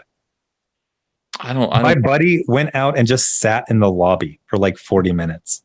I just said, "Did you get a call? Is it an emergency?" He said, "No." It says, "I drove you here. I'm your ride back. I can't just leave you here and walk home." I didn't want to be. He would rather be in the lobby than be in the theater with Brie Larson. Yeah. I'm gonna watch the movie because I need to make a video review of it, and I'm putting it off. Now it's on in demand. So here's a challenge for you, since we're issuing challenges. Yeah, watch it straight through without quitting or playing around on your phone. Like sit there, like it. I did. Yeah, sit there and take it. Yeah, it you know what? It sounds like that. It sounds like sit there and take it. That's what it feels like. I don't know if I can do it. I'm gonna do that. I'm gonna do Unicorn Store too. Just because I gotta see if and listen, the thing about it is maybe they'll be good. Maybe I'll like both of these movies. I like Unicorn Store a lot. Did you really? I say if they do make a sequel, I think it's already in the planning stage. I say Brie Larson directs it, but doesn't write it. I think that was the key to Unicorn Store. They got a good script, and she was appropriate for that role. Mm-hmm. She was a snotty, immature woman in her late 20s. Why is she in her late 20s? She seems like she's my age. I don't know. There's something that middle-aged about her. She's very young still. There's something kind of, how SJWs say it's like, I'm so tired. It's like, you're 22. You shouldn't be tired by anything. What did the old heads used to say back in the 80s? Still smelling like Similac. Do they still sell Similac? Yes, they still sell Similac. How long has it been since you've had a baby, Zach? Since in the house, it's been about 15, 17 years. I don't remember Similac. I remember this other one that promoted brain growth. Yeah. And I was really, really poor back then. And that was the more expensive one. But that always guilted me into buying the more expensive one because it's like, oh, what? You don't want your kid's brain to grow? Because the affordable one did not talk about brain growth. I was like, oh, geez. Similac, people in the chat's like, what's Similac? Similac is baby formula. It's like if the baby's mom is not going to breastfeed, you have to buy formula, and it's expensive as hell. And by the way, if you go into a lot of neighborhoods, Similac is hidden behind the counter with the cigarettes because it's like shoplifted so much, which is a sad statement. Like, think about that. It's like, I need to feed my baby, so I'm going to actually shoplift. They really overprice that stuff. I was very, very poor, and that stuff was amazing. Like they just guilt you. Like, what are you going to do? You're going to buy the store brand? He's going to look like Zippy the Pinhead. With baby stuff, they do that to you. They make you think that, like, hey, if your baby isn't listening to Beethoven, at night, or Mozart at night, your baby's going to be behind. They scare young parents. You know I, who I always used to think about when I would look at the one I could reasonably afford and the one I couldn't afford that I would buy? Do what you remember Beetlejuice from the Howard Stern show? do I ever? Yeah. I always imagined my kid looking like Beetlejuice because I didn't spend the extra $3, Oh my for god. the other one.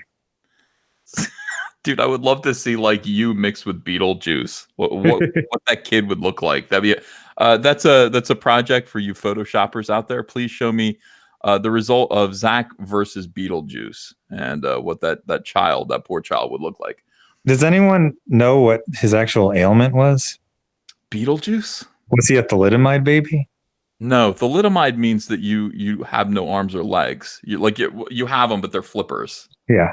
The kids were beautiful. I mean, thalidomide was something else. Thalidomide was a drug invented in the late 50s, early 60s that was supposed to take away women's pain. Their what would you call it, Zach? When women are pregnant and they wake up pissed off and in Morning pain. sickness.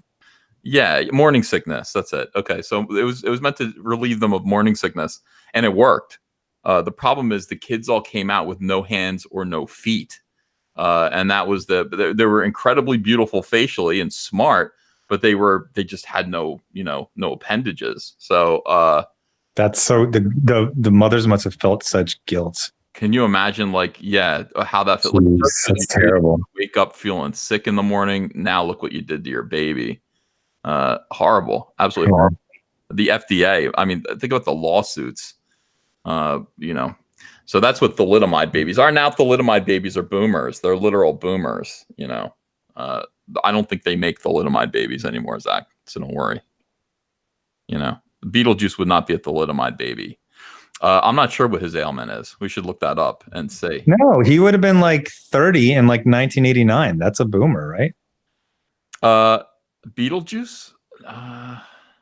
He wouldn't have been 30. Beetlejuice is a little kid. Like when Beetlejuice No, first he wasn't a kid. He was like 30. All right, hold on a second. I'm gonna look that up. Let's find out Beetlejuice and the Howard Stern show real quick. They call him Beetlejuice because in the Beetlejuice movie, they shrink Beetlejuice's head. Yeah. All right, Beetlejuice. Boy, people were really raw in the 80s and that's really me. You couldn't say that right now. No. By the way, Howard Stern somehow has slipped through this whole thing. Howard Stern. Oh, he's the biggest SJW ever. And he needs to be. But he's honest about it. He goes, yeah, I'm an SJW. Why? Because I get destroyed if I wasn't. Well, I mean, look at what, like, you could go back and look at him and his like transphobia stuff. Like, he'd have trans people in and they were just like, he treated them like monsters. I mean, like, you could go back through his archives and look at this stuff. It's amazing that he hasn't been destroyed yet. I guess he's I mean, they had Sarah Silverman dressing up like Hitler, and I think who's the late night host? Jimmy Kimmel. Yeah. Didn't he do blackface one time?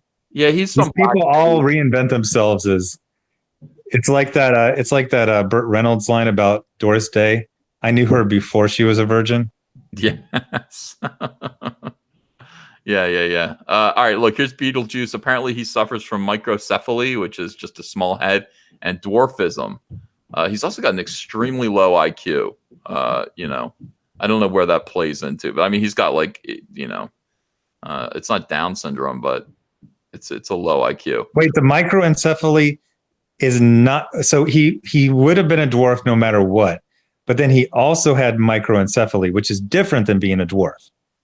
Yeah, it just means you have a little head, right?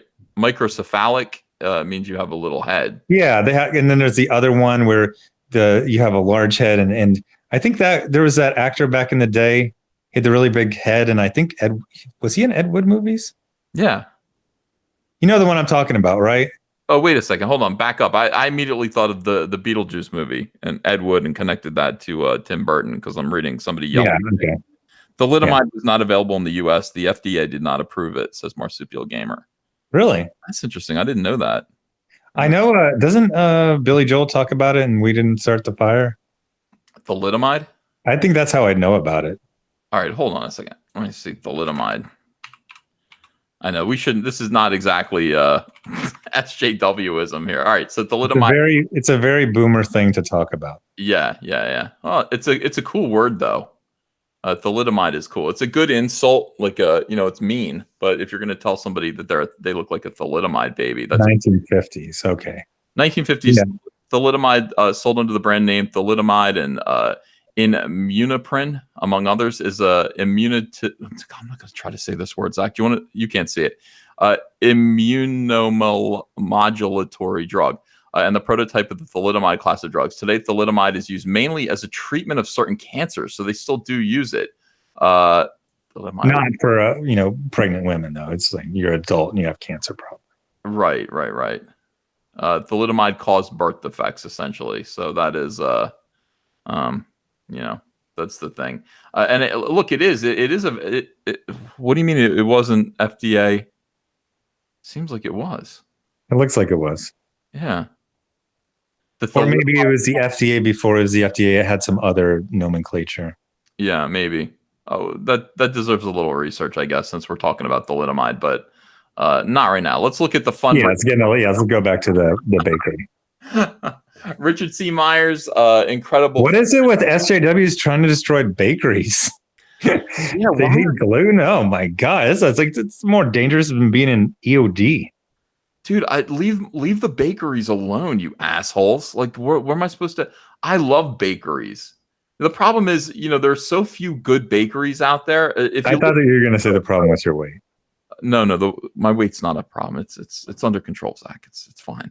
Okay. Bakeries are really good if you can find like local family-owned bakeries. I mean, those places are wonderlands. When I lived in Germany, it's not like here. So it's kind of like, village life. And it was the Army Navy store next door. And then right across the street was the bakery. And that was so awesome. You wake up, you just go get fresh bread right out of the oven. Oh, you gotta be kidding me. That's so good. Yeah. And like, if you're going to get like breads, go to the bakery. Cookies. Would you get like Italian cookies, a big plate of Italian cookies?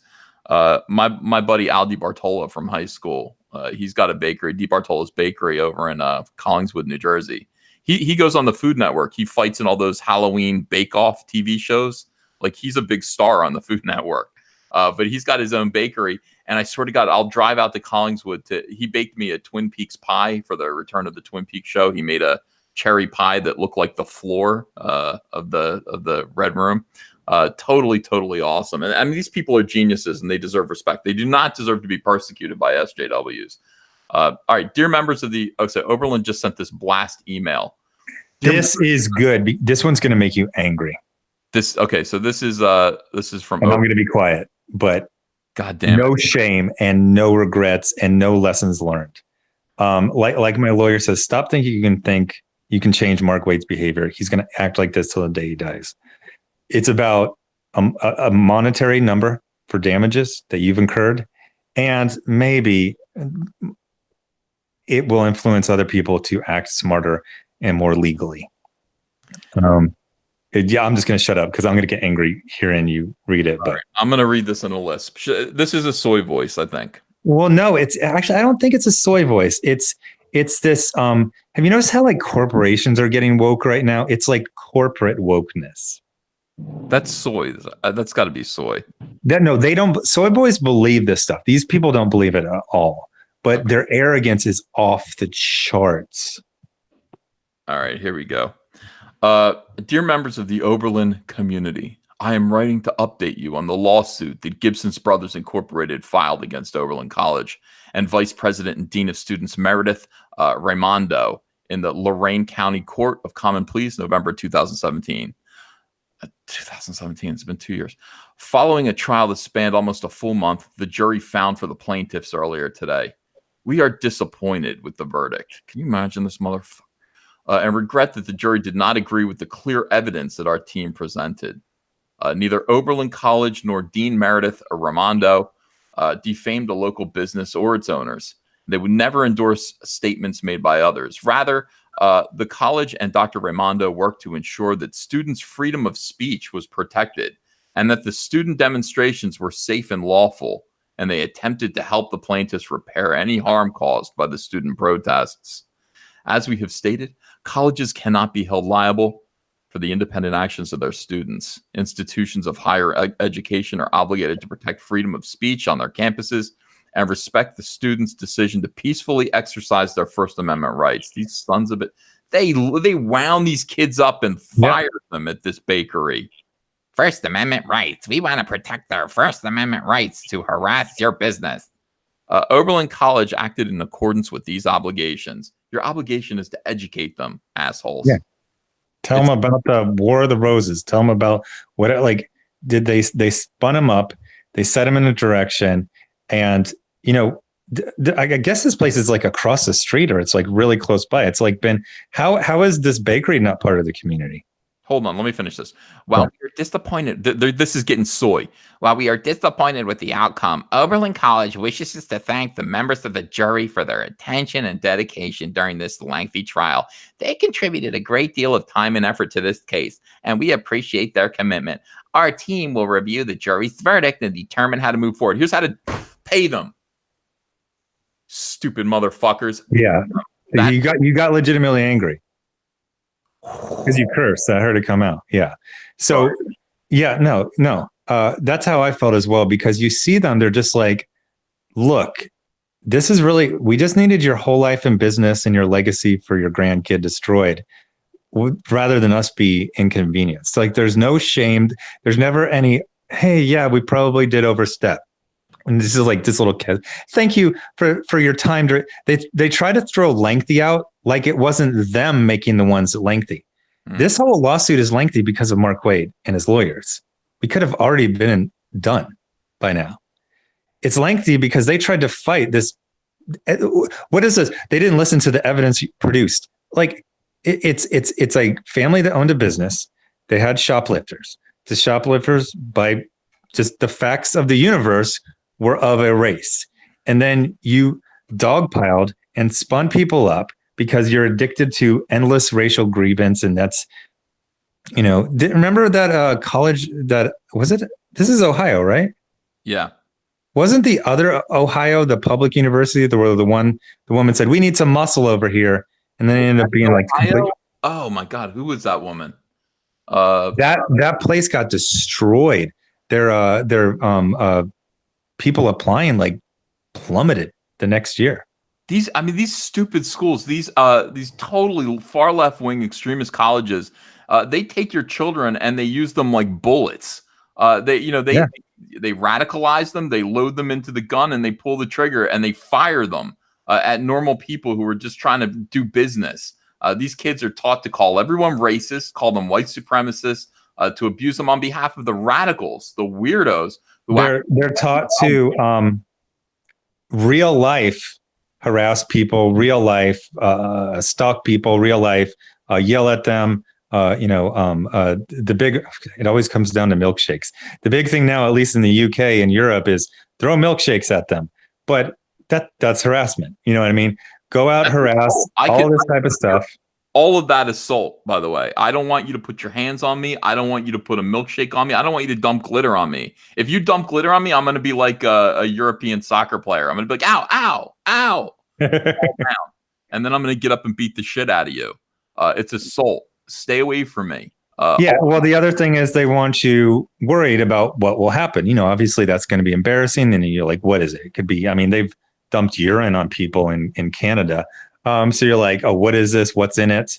That actually happened. Didn't that happen to a trans woman like last year? She was wearing like a MAGA hat. And I mean, she was kind of instigating. She was seeing if there would be a reaction.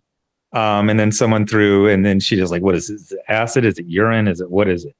But they want people to be afraid. That's terrorism, using fear to intimidate people into your political beliefs. That's the definition of terrorism. They want real world consequences for their enemies, but they don't want real world consequences for them. And they're just like, we're so disappointed. No, these people were defending their lives and their livelihoods and their reputation. Everything. You were watching them get destroyed and you did nothing. And then you encouraged it. Yeah. And so they're doing this little, not admitting any guilt, because they're thinking about, well, a couple of things. And I'm not a legal expert. I can't wait for Nick Recadia to talk about this, but this is a county decision. which I means I'm pretty sure they can appeal it up to the state. Mine is federal, although it's using some of the state precedents and rules. One of the things about federal is the appeals are they're not, well, you can apply for it, but there's no guarantee to get it. Despite what they make appeals look like, they get reviewed by a board, not a judge, if I remember correctly, for federal. So it's not guaranteed. I think this number is pumped up, expecting it to be challenged. I think it will be appealed to some sort of state court. But the other thing they do when they're doing damages is they do what will get your attention, what it will actually damage you. If you're a millionaire, they're not going to give you damages for $80,000. They're looking at, the amount of money this college has, and they're saying 11 million will get their attention. Well, that's what it's meant to do. Saying. I mean, this guy goes, I wonder if this statement that I just read can be used against the college in the punitive damage phase. They have learned nothing. Punitive, the word punish is right in there. That's what punitive means. They need to be punished for this. They have learned nothing and are still blaming the Gibsons for this. Dan McGraw, who was in the courtroom, reports, when the verdict was read by the judge, 4 generations of the Gibson family, from 11-year-old Cashlin to 90-year-old Alan W. Grandpa Gibson, hugged each other from behind their plaintiff's courtroom table. They are a hearty bunch, did not cry or show too much emotion.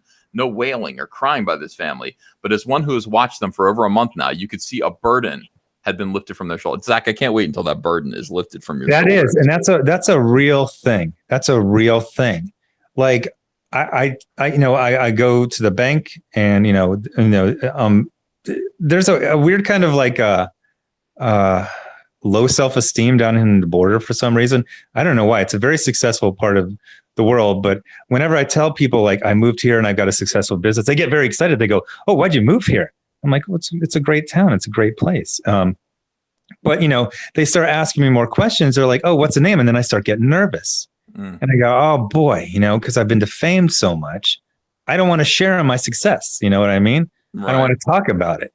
And it's something I'm going to carry forever. You want to stain me forever? You can scrub off that stain forever. Because in 20 years, I'm going to be, I don't know, I'm going to be older, but I won't be that old. But maybe I'm going to be buying some property. I want to live in a co-op in a building in a nice town. And going to be dealing with it. It's a burden I'm going to have to bear forever because a 55-year-old man baby. Oh, a book's being published without my approval?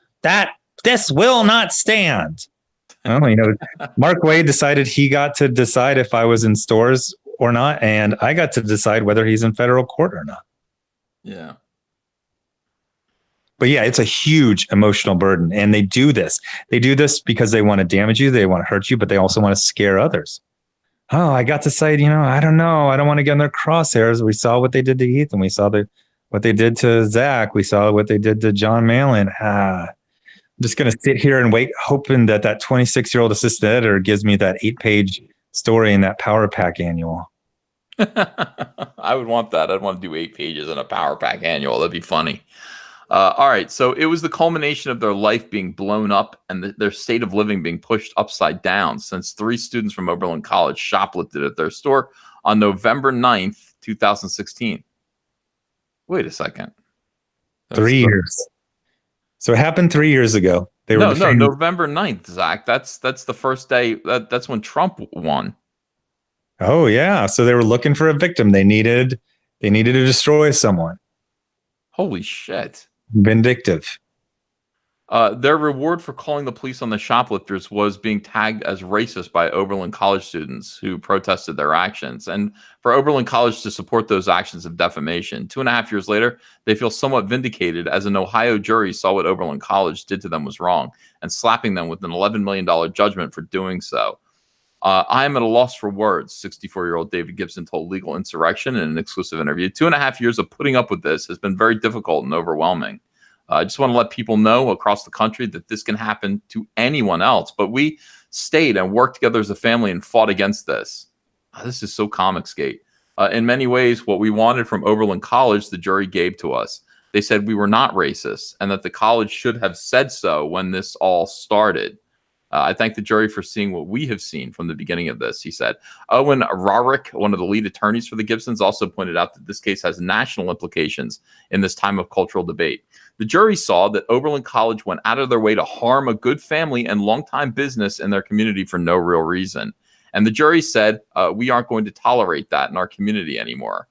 The college said that we don't control our students, but the jury told them that we can tolerate some of this from time to time, but not what you did this time. Lee Placus, who handled much of the month-long trial and who gave the closing argument, said this case is a national tipping point. I do agree.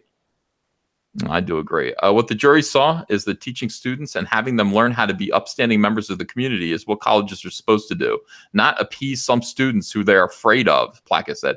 People around the country should learn from this, that you can use the legal system to right wrongs, even if the one doing the wrong is some huge institution that thinks they can do anything they want.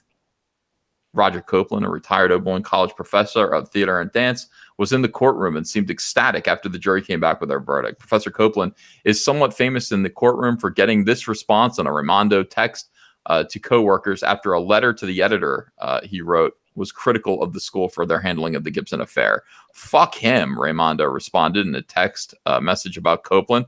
I'd say unleash the students if I wasn't convinced this needs to be put behind us. Wow, dude. Jesus Christ, this guy is exactly what I said. That's like the dean of the school saying that. He's holding a gun and the students are bullets. Unleash this. He said, "Fuck him. Unleash the students.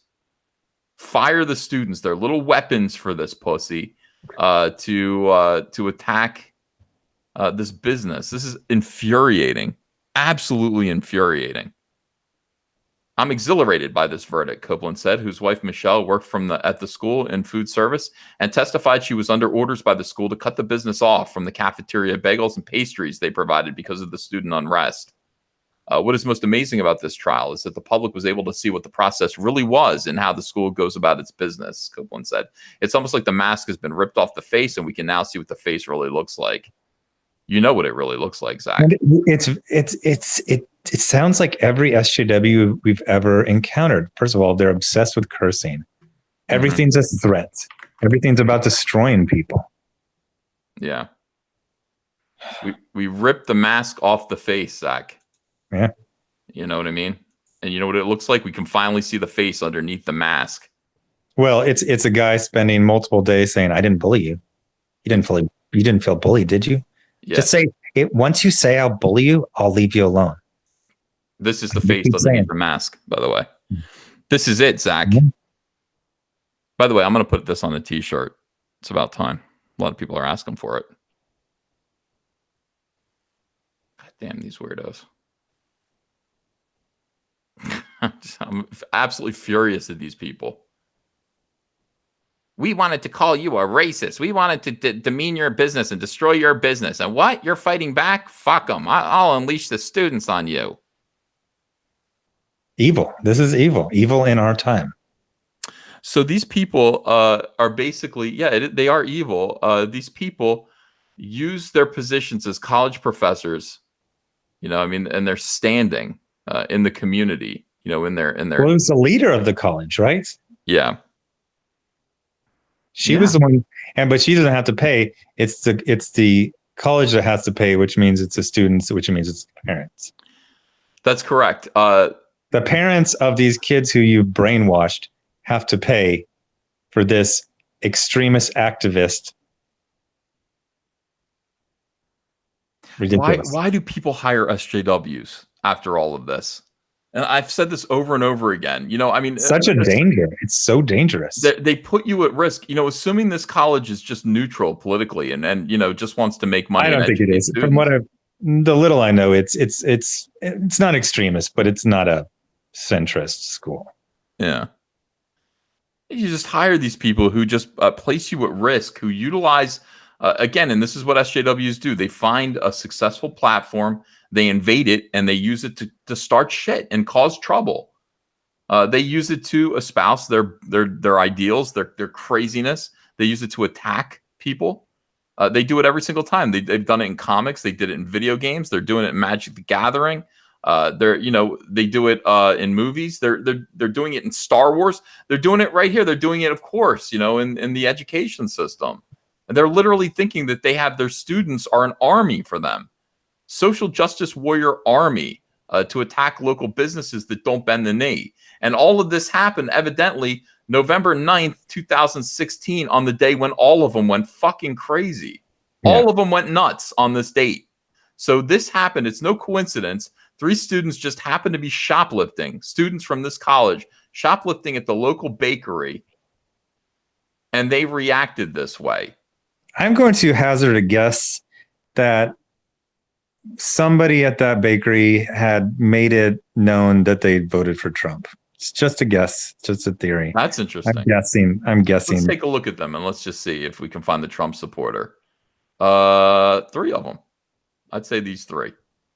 Probably, considering that Ohio went for Trump. It's a safe bet that these 3 probably voted for Trump. And maybe they had do you think they had a little poster in their bakery? It only has to be one mention ever. Yeah. Just anything. Just maybe a little, hey, vote Trump. Geez, all it could be is what Mitch Breitweiser did. I hope our country has a good 4 years. Jeez. Yeah. They targeted him and his wife for destruction, for wishing that the country had a good 4 years. Poor Mitch. Poor Elizabeth. And it doesn't Elizabeth has never spoken of her politics. She's brought that up. I never talk about my politics. How do you even know what they are to be offended by them? Yeah. Well, are you assuming, since I'm a wife, that my husband's politics are my own? It's not very progressive. not even getting to the fact that Elizabeth Breitweiser is the top level of colorist in the industry. Yeah. Elizabeth Breitweiser, here's what happened though. I illustrated Jordan B. Peterson's 12 Rules for Life. That book has my illustrations in it. And when that book came out, Elizabeth and Mitch took a picture of themselves reading it and tweeted it out. Wow. So, guilty. I mean, that was their to be punished. That was, but they were already being attacked. That was them kind of standing up, and I admired that. I was grateful for that. For Elizabeth. Also, isn't that guy, isn't he just like a classic liberal from Canada? Like, how is that even Trump support? Who? Jordan B. Peterson? Oh, I don't know. It's just, they consider Jordan B. Peterson to be a monster, My gosh. I don't know how you can look Clean your room. Clean your room is a code name for it's a code dog whistle. Yeah. These people are insane. They really do think that you can tell they think when they get to the jury it's going to be like 12 of their Twitter followers. Yeah, they're delusional and they think normal. It's going to be regular people who work for the railroad, worked for the Navy, had a small business. It's going to be 12 normal people. Yeah. They're going to say, Mr. Wade, why did you think he's a white supremacist? Well, he's Comicsgate, What is Comicsgate? That's white. No. The accusation can't be the proof. Right. Yeah, this is going to be big. So the reason why we're reading this article and the reason why this is important is because this is the first time. This is pretty analogous to what's going on with you and Mark Wade. There's a lot of similarities, several similarities, I would say, and it's a big judgment, and it's very specifically saying you can't just stir up social justice warriors to destroy people. You have no legal backing for that. You can compete with people lawfully, which I also think Mark was afraid of. I think he was afraid of me doing well with Antarctic, and then other companies saying, "Hey, this guy makes money, delivers a good product. Yeah, why not?" And I also think he was afraid of my sales being close to or exceeding his, which would be utterly humiliating. Being in the industry 30, 35 years, and some YouTube guy is almost selling as much as you, and you've got Captain America and he's got Silkworm. Not saying there's anything wrong with Silkworm, but Captain America should sell 100 times more than Silkworm sells. Of course. It should sell at least 20 times more. But what have I sold with Silkworm? He's the main character in the Jawbreakers. It's basically all of the books revolve around his kind of journey, his redemption arc. I sold 16,000. Captain America sells like 30,000. Congratulations on that 16,000. You sold as many as I did of Cyberfrog. Cyberfrog sold 16,000. I got to check those numbers. I think I might be off. It was like 10,500 for the first one, and then it was like 3,500 for the second. And I think my math's off. I think it's. You should check on just to know. We sold 16,600 Cyberfrogs, and I think it's 14,000. Yeah. You got 14,000. But still, Mark Waid should outsell me by a factor of at least 10. At least 10. Of course. Yeah. You have all of the media on your side all the time. You have a 30-year pretty good track record as a creator, not as I would say a person, but as a writer. And you've got Captain America. GG's. Freaking somebody from Lowe's should be able to outsell me 10-1 from the parking lot. Excuse me, sir. Would you like to write Captain America? Yeah. Okay, now I'll give it my best shot. It's 14,000. That was selling more than a bunch of. That's selling more than Squirrel Girl. Yeah, it's selling more than it's not even on the same plane because our books are graphic novels. I mean, they're $25. Oh yeah, then you go to the graphic novel. Right. I believe mine would have been in the top 5 for that month, for the first month. Dude, yours is number 1. Well, that's if you do like a whole year of sales compared to 1 month. I'm just saying, just my first month of the Indiegogo got me in the top 5 as compared to Diamond, and then yours. Weren't you number 1? Yeah, well, by a big margin, a big factor. I mean, 16,600. So you were doing 1 month of sales compared to 1 month of sales. Yeah. I mean, obviously you can't do it 1-to-1 like that, but 16,000 copies of any graphic novel outsells Batman. I mean, it outsells everything. Yeah. So, especially considering $25. I looked it up. So, Jawbreakers has sold. Oh, like I said, my numbers might be off. Let's say 14,000.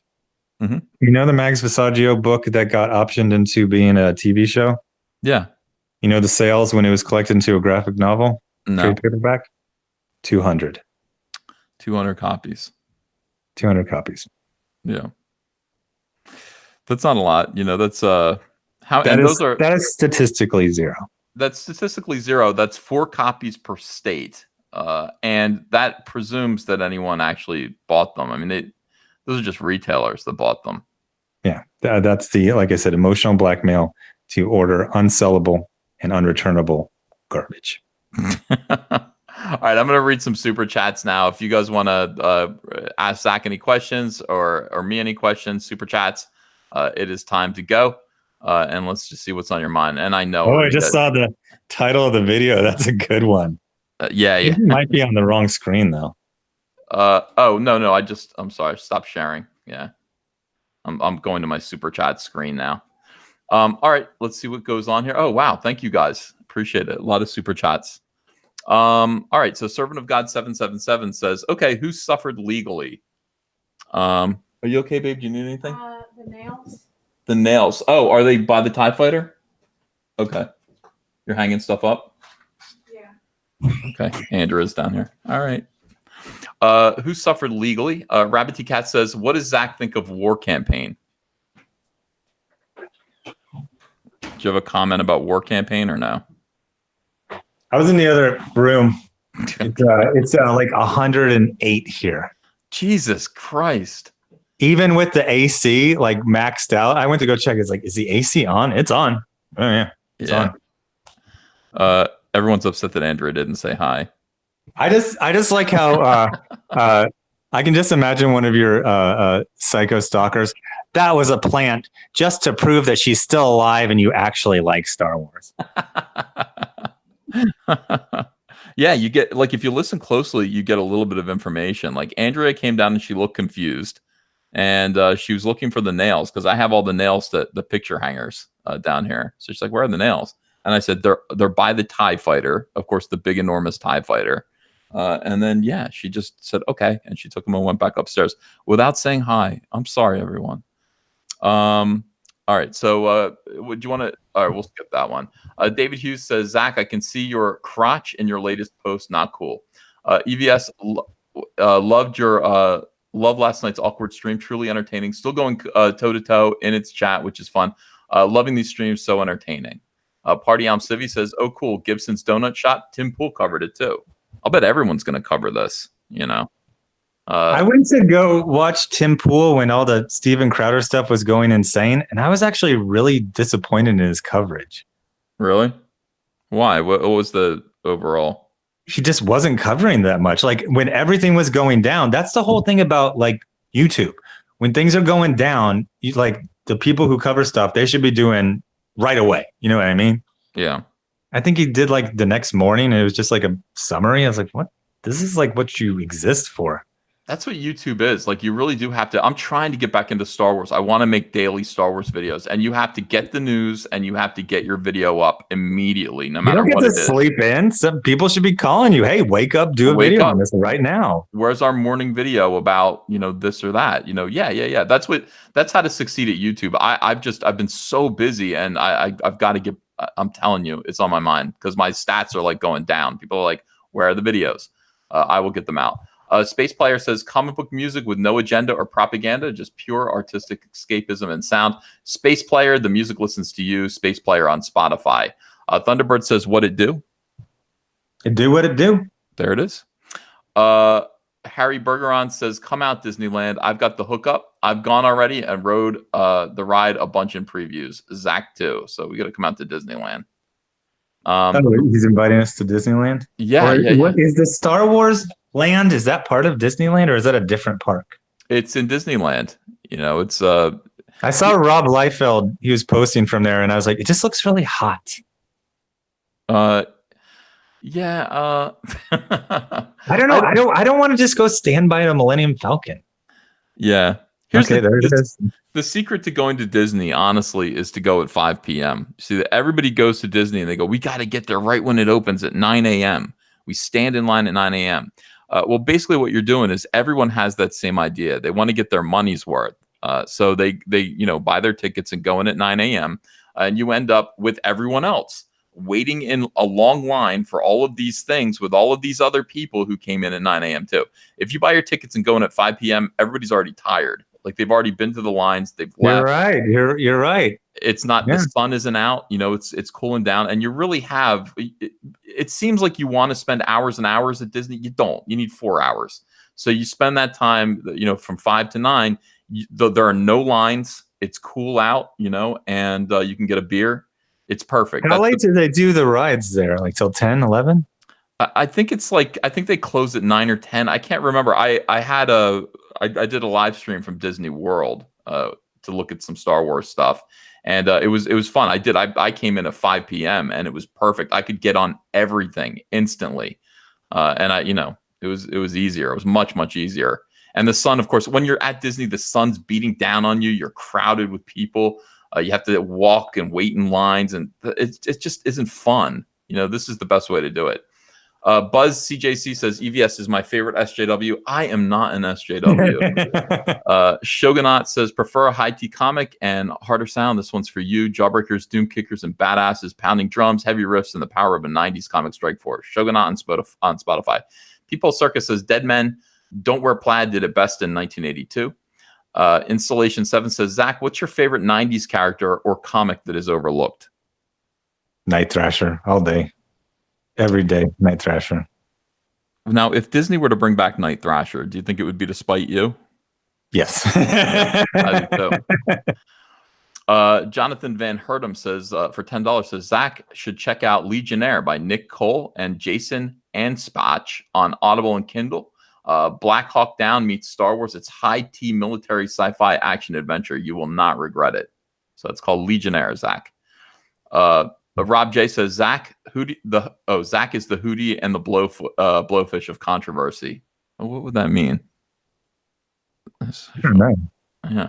I saw Hootie was in the news for raising a lot for charity. Like he raised $2 million for something recently. Yeah. These people are saying Nihilist says, are they saying like I'm bland and like I shouldn't be like it's like yeah. That's exactly right. You're just going to be kind of middle of the road,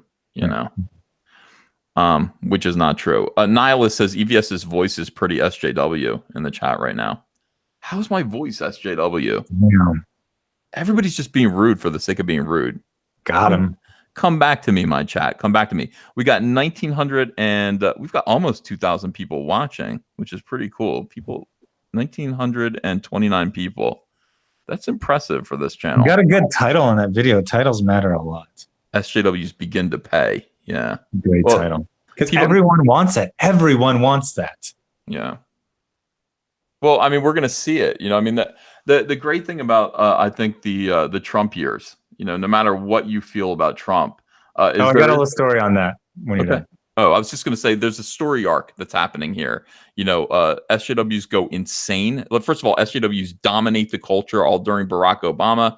They go insane when Trump is elected, and they're out of control during the first Trump term. But during the second, you're going to start to see them pay for it. And I think that's what we're beginning to see now.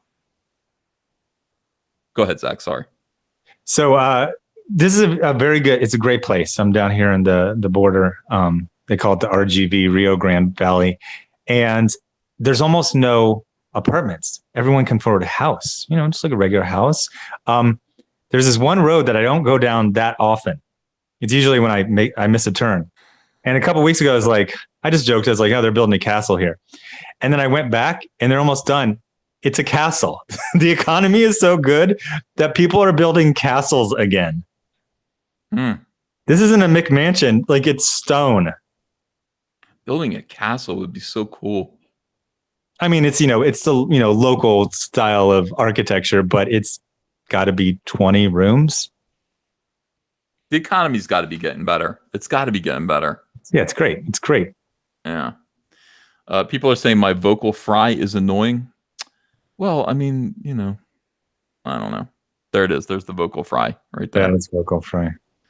Didn't a woman who does the voices for Star Wars cartoons get fired because she made fun of vocal fry of that woman with the Supreme Court nominee? Yeah. She literally just says she like impersonated it and she got fired like the next Monday. I know. So all of you in the chat should take that as a warning for making fun of my vocal fry. You know, are you a protected class? Yes. I wish I was. I want to be protected. I'm an endangered species. You know, it's important. What is vocal fry? It's just when you just kind of relax and slow down, and then your voice starts catching and making a weird sound. It's lazy. It's a lazy way of speaking. You know, I mean, when you're doing when you're doing radio voice, like really you should kind of modulate a lot. You know, but also you've got headphones on, and so you're aware of the bass. And when you hit vocal fry, you hit the lower registers of the bass. So it's like, hey, Zach, how you doing? You know, it's like when your voice drops like that, it rumbles in your ears, and it just sounds pretty good. So that's what it is. EVS sounds like Kermit the Frog, says Jabba the Cuck. Jabba the Cuck's been riding me this whole time. Some of you guys, I'm starting to identify you as troublemakers. Some of you names. I'm like, Jabba the Cuck, troublemaker. All right, let's see. Danny Agent 87 says, David Hughes says, probably not in your interest, Zach. Thanks to that tool, I got a chance to buy your remastered book. Thank you very much. Now go teach that tool. Danny Agent 87 says, Zach, will you go to Ricada Law to show your GoFundMe?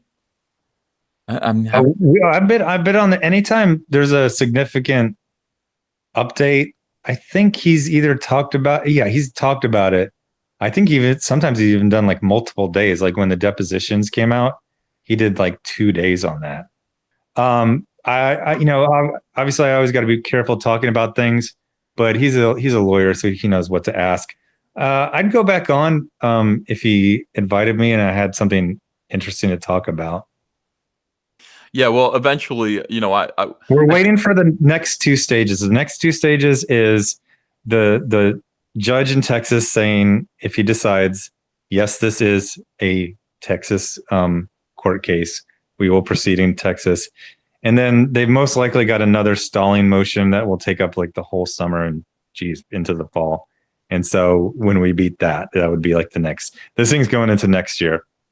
Yeah, I just want to thank the 100% who did donate to your GoFundMe today, and you can see them right here. You know, we got a $50, $20, $10. So thank you guys. I'm going to show your names real quick here, if you don't mind. These are all. And the other one is to go and look at Mark's and see. One of the things that my theory about Mark is that Mark was very much of a please leave me alone. That's why you saw a lot of pros and put in their name, because you can donate anonymously. Yeah. And then you see once they had gotten rid of the check-in, okay, please don't destroy me too. It just dropped. It just freaking stopped. I think someone said at one point it had gone 23 days without getting any donations. Well, you did. I mean, you were at 126 and now you're at 127 and $30. Amazing. And he's So at what, 81,000? should I look? Let me find Mark That Wade. being said, people might say you're so far ahead. Do I really need to give? And yes, please, because I believe I have a theory, and I'd like to hear if you agree, Ethan. I think one of his team might be working pro bono, and I think he's getting some kind of cut rate, because he certainly acts like a person who is getting a cut rate. Yeah, he does. He's at 80,990. He's $1 away from 81,000. He still can't get. Can you donate him $1, please? I would like to donate. I'm not going to give him a nickel. I'm just joking. He's been stuck at 80,000 for, I believe, months. He can't get up to the next run. Why won't someone just donate $1? Look at that Superman. Does he wear a Superman hat because he's a hero like Superman? That's the implication. Yeah. Why is exactly he tilting his chin up?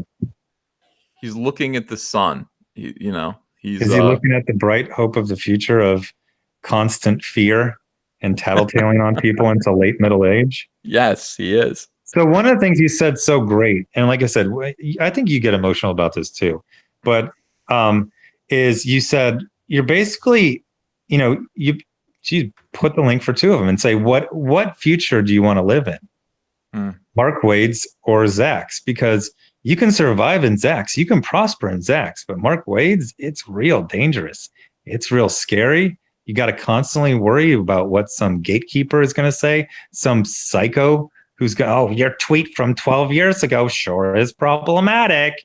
Like, it's not funny. It's not fun. It's not a bright future. Oh, now you actually said it better. You said you're fighting for everyone's right just to put out a book, or you're fighting for Mark's right to cancel books. That's right. If you allow Michael, I wish I screwed all of that up. You said it so much better. I don't even remember what I said, but it sounds good. Like I had really good. I had a good lecture about this way back when. But yeah, it is something to think about. Mark Wade is essentially fighting here. You see his face as he's fighting.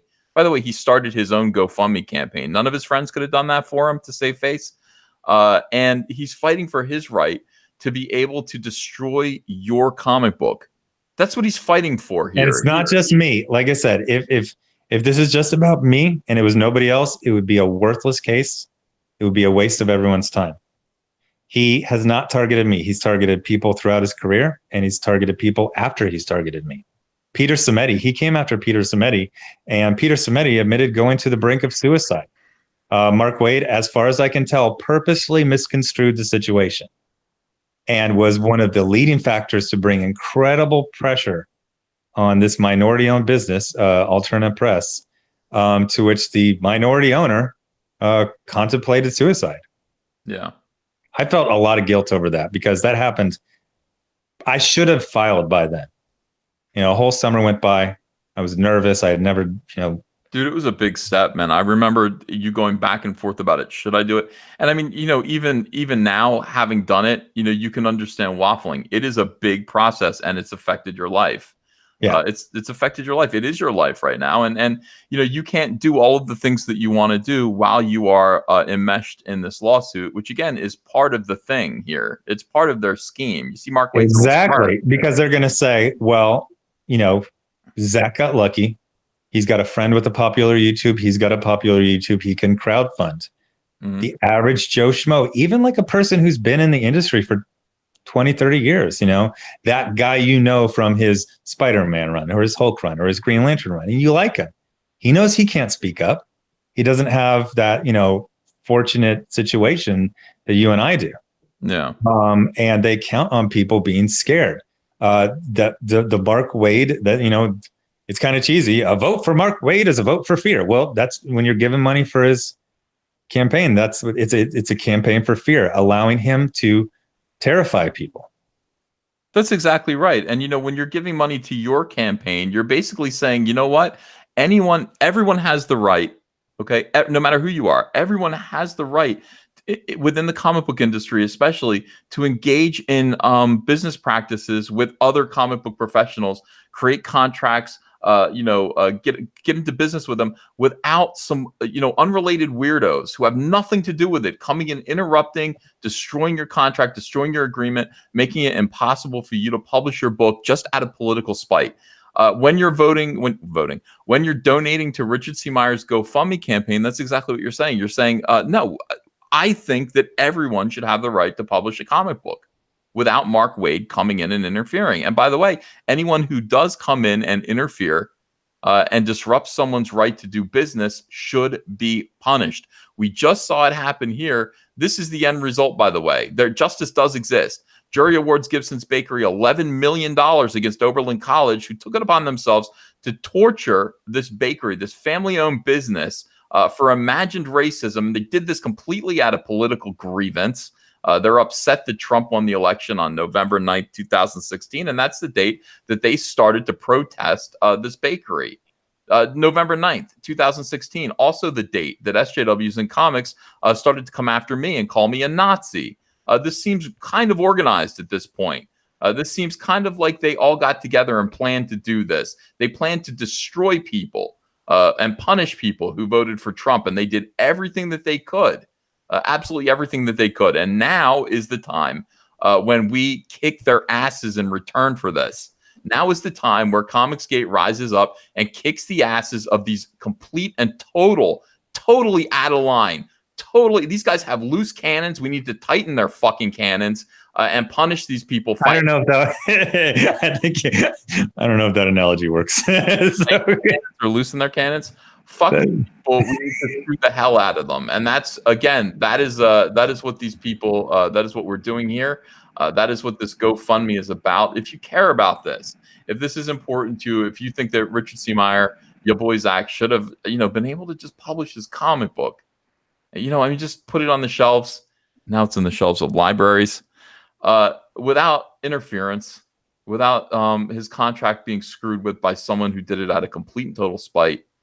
An element within comics that does everything that they do. Every decision they make seems to be out of spite these days. Oh yeah, they are the true hate movement. They're filled with hate. Yeah, they're just angry all the time. So one other thing I want to add is donating to my campaign is not about, do you like me? I've seen people send me screenshots that people are discussing that are like, I think this guy's a dipshit. They're talking about me. I don't like him. I think his comic looks like garbage.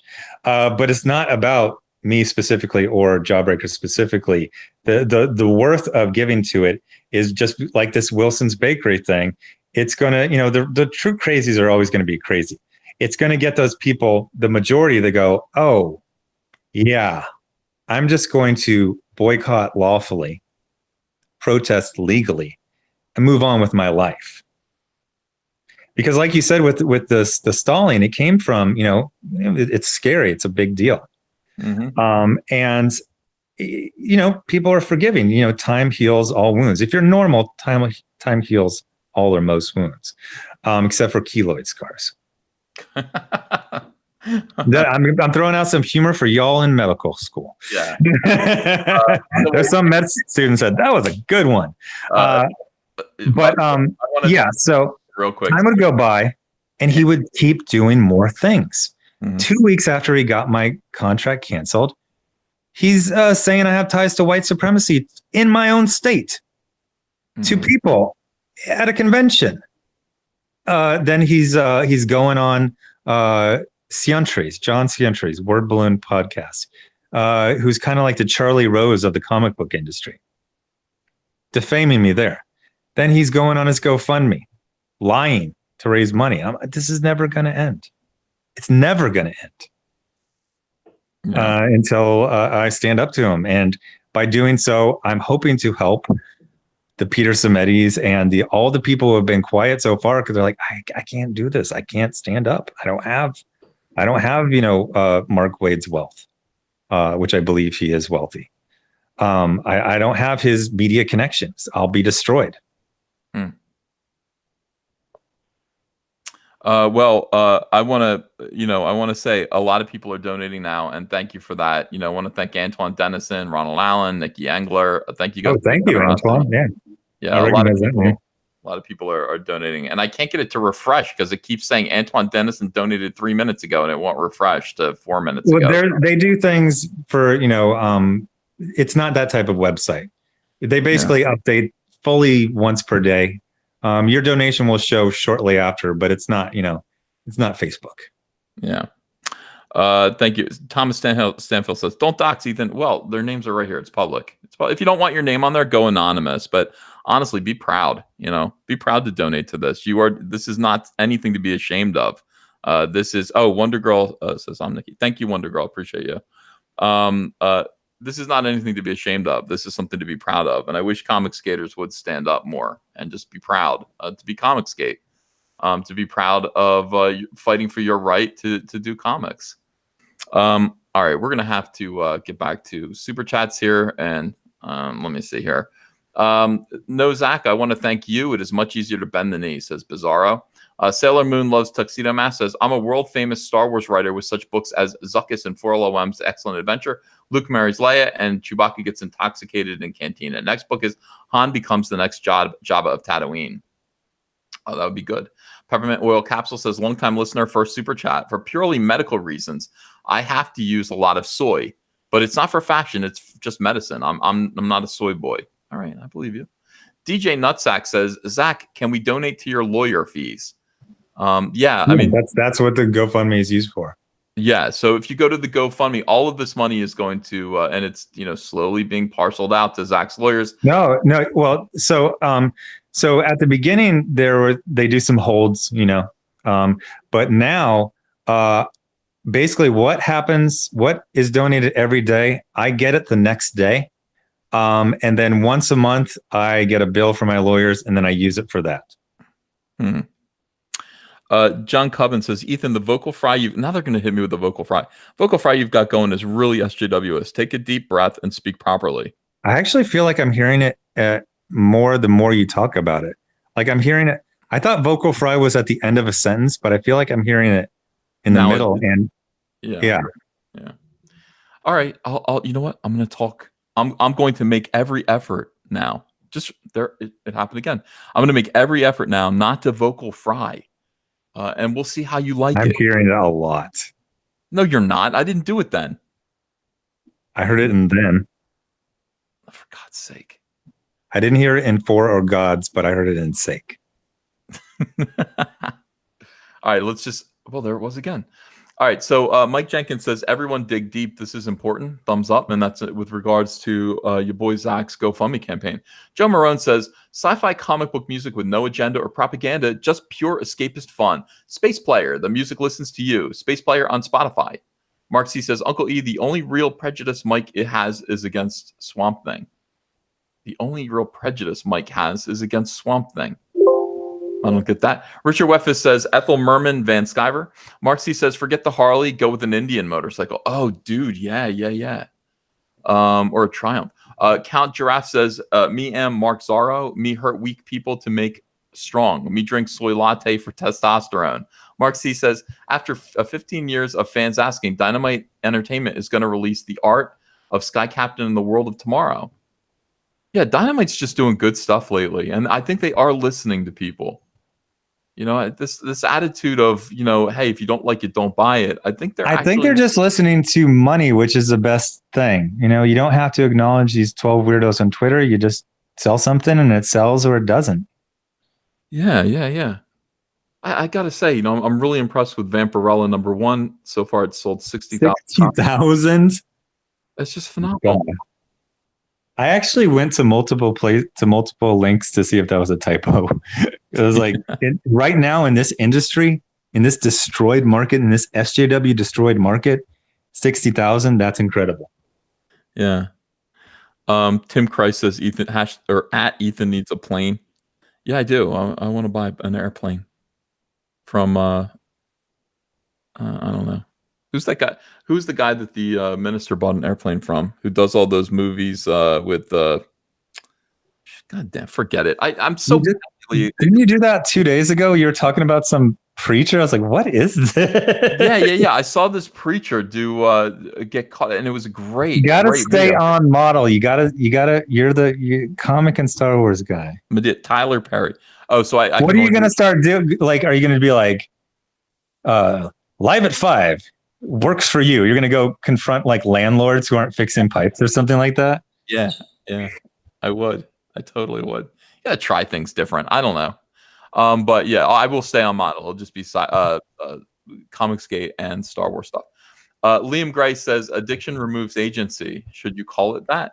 Doymon says buy him a Hot Wheels Harley, Zach. Legion of Myth says love it when you two live stream. More Zach would also love this awesome community to check out our channel's comic book reviews. 3 new reviews posted to YouTube every Sunday. Sorry, no pie. And that's from somebody named Legion of Myth. So go subscribe and check out. I would recommend instead of uploading 3 on Sunday that you spread them out throughout the week. That's it. So it's just every Sunday is the only time you guys upload. I agree. Richard Weffis says, please finish all 4 Cyberfrogs before getting a motorcycle. Don't want to take a chance to do a Gary Busey. Sadiq says, EVS has Dunlap's disease. Belly Dunlapped over my belt. That's not nice. Count Giraffe says, hey, Zach, if you win several million, send a barrage of milkshakes to Marvel. Maybe use Uncle E's trebuchet. I understand people say this stuff in good faith, but my thing is always to not do bits. If I win, it will be used for several different things. Take Ethan and the family out to a nice dinner would probably be one of those things. But there's getting the award. There's actually collecting on it, which is a whole nother thing that can take years. But I'm really looking at, my lawyers have convinced me, and the behavior and precedents like this Oberlin case have convinced me what my lawyer said. You can't change one person's behavior, but you can get a dollar amount, and that'll be for the damages and for the punitive, so other people don't do it. I think it's too late. You get, when you're 55, 56, 57, nothing's going to change your way of thinking. He's going to lose, and he's going to, I don't know he's going to lose. I think he is, but I can't say for sure. But he's going to he's going to do a statement just like this Oberlin comment. It's unfortunate that, the Bush appointed federal judge did a blah, blah, blah. Yeah. He's not going to learn his lesson, but hopefully other people will steer around, the cones we put out. Yeah. Graham Patrick says, hey, EVS, have you heard there's a guy going about taking out famous old celebs so his autograph collection gains in value? I think Fox are calling him the Toe Thumb Strangler. Any comments? Not true. Mark Oakley says, how much more money does Zach need to keep his lawsuit going? Tell us how much and provide links. Spend today or gulag tomorrow. That ain't hyperbole. Yeah, well, we're just estimating right now. We're asking for $200,000. And we have $127,310. Thank you guys. You guys are really donating fast here. I appreciate it. So we have that much money right now, and we'd like to get to 200,000. And honestly, I hope that'll do it. But if it doesn't do it, I'm gonna ask for more. Yeah, just knowing, for one thing, I will say I have not spent. It's not empty, but the goal is to empty it. The goal of Mark, as far as we know from hearing about, what was it, Shannon Pierce Outlaw, is the plan is to have more money and run the other person dry. I am not dry, but I will. I don't even want to give specifics on when it would run out, but I do not have enough to take this all the way into next year and a trial, and that will be over 200,000 from what I'm seeing right now. I have confided in friends of mine who are very wealthy, and wealthy people know about this stuff, and they go, "How far are you, and how much you've spent?" They're like, "Oh, you're doing good. You're getting a good deal." But this is going to go forever, because that's the plan. Stall forever. And when I just heard about a 1-month trial, I can't imagine how much that is. Paying for both your lawyers for 1 month straight. Yeah. My gosh. So yeah, 200,000 at least. I wish they'd work on commission. Be like, well, if you win. There's a lot of things that happen in TV shows, and that's just not we talked about that for 1 minute. They go, yeah, people don't do that. People do that when you have a whole village of people, downstream from a factory, and every single person has the same form of cancer. Like they'll work for a commission on that, but no, it's hourly rate. Yeah. By the way, your donations are still coming in. I love this. I love the fact that your last donation was 8 minutes ago. And not to be cruel, but Mark Wade's was 27 days ago, and it was $5. From Just Phil saying not to Rear. be cruel. Yeah. I still laughed. I'm sorry. I just like this guy's name is Phil Rear. Phil Rearick. That's tough. And then a month ago, you've got Gisley Brenashevin gave $20. Yeah, people are still concerned, and people are still backing you and supporting you, and I think that's great. Good. Oh, and just for information, you're asking about what type of college Oberlin College is. It's Lena Dunham's alma mater. Oh, you got to be kidding me! Really? Somebody just sent me an email, Grotesque. and I guess they said their recent controversy, or no, from 2016. So the year where everyone was losing their mind, is that Asian food in the cafeteria was cultural appropriation. Oh my God.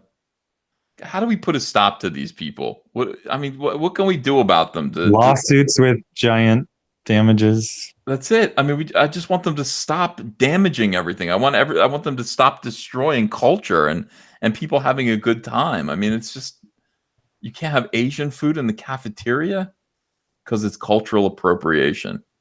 God, go F yourselves.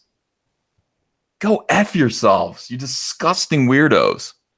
When did we just see like attention and validation to these people? When did that happen?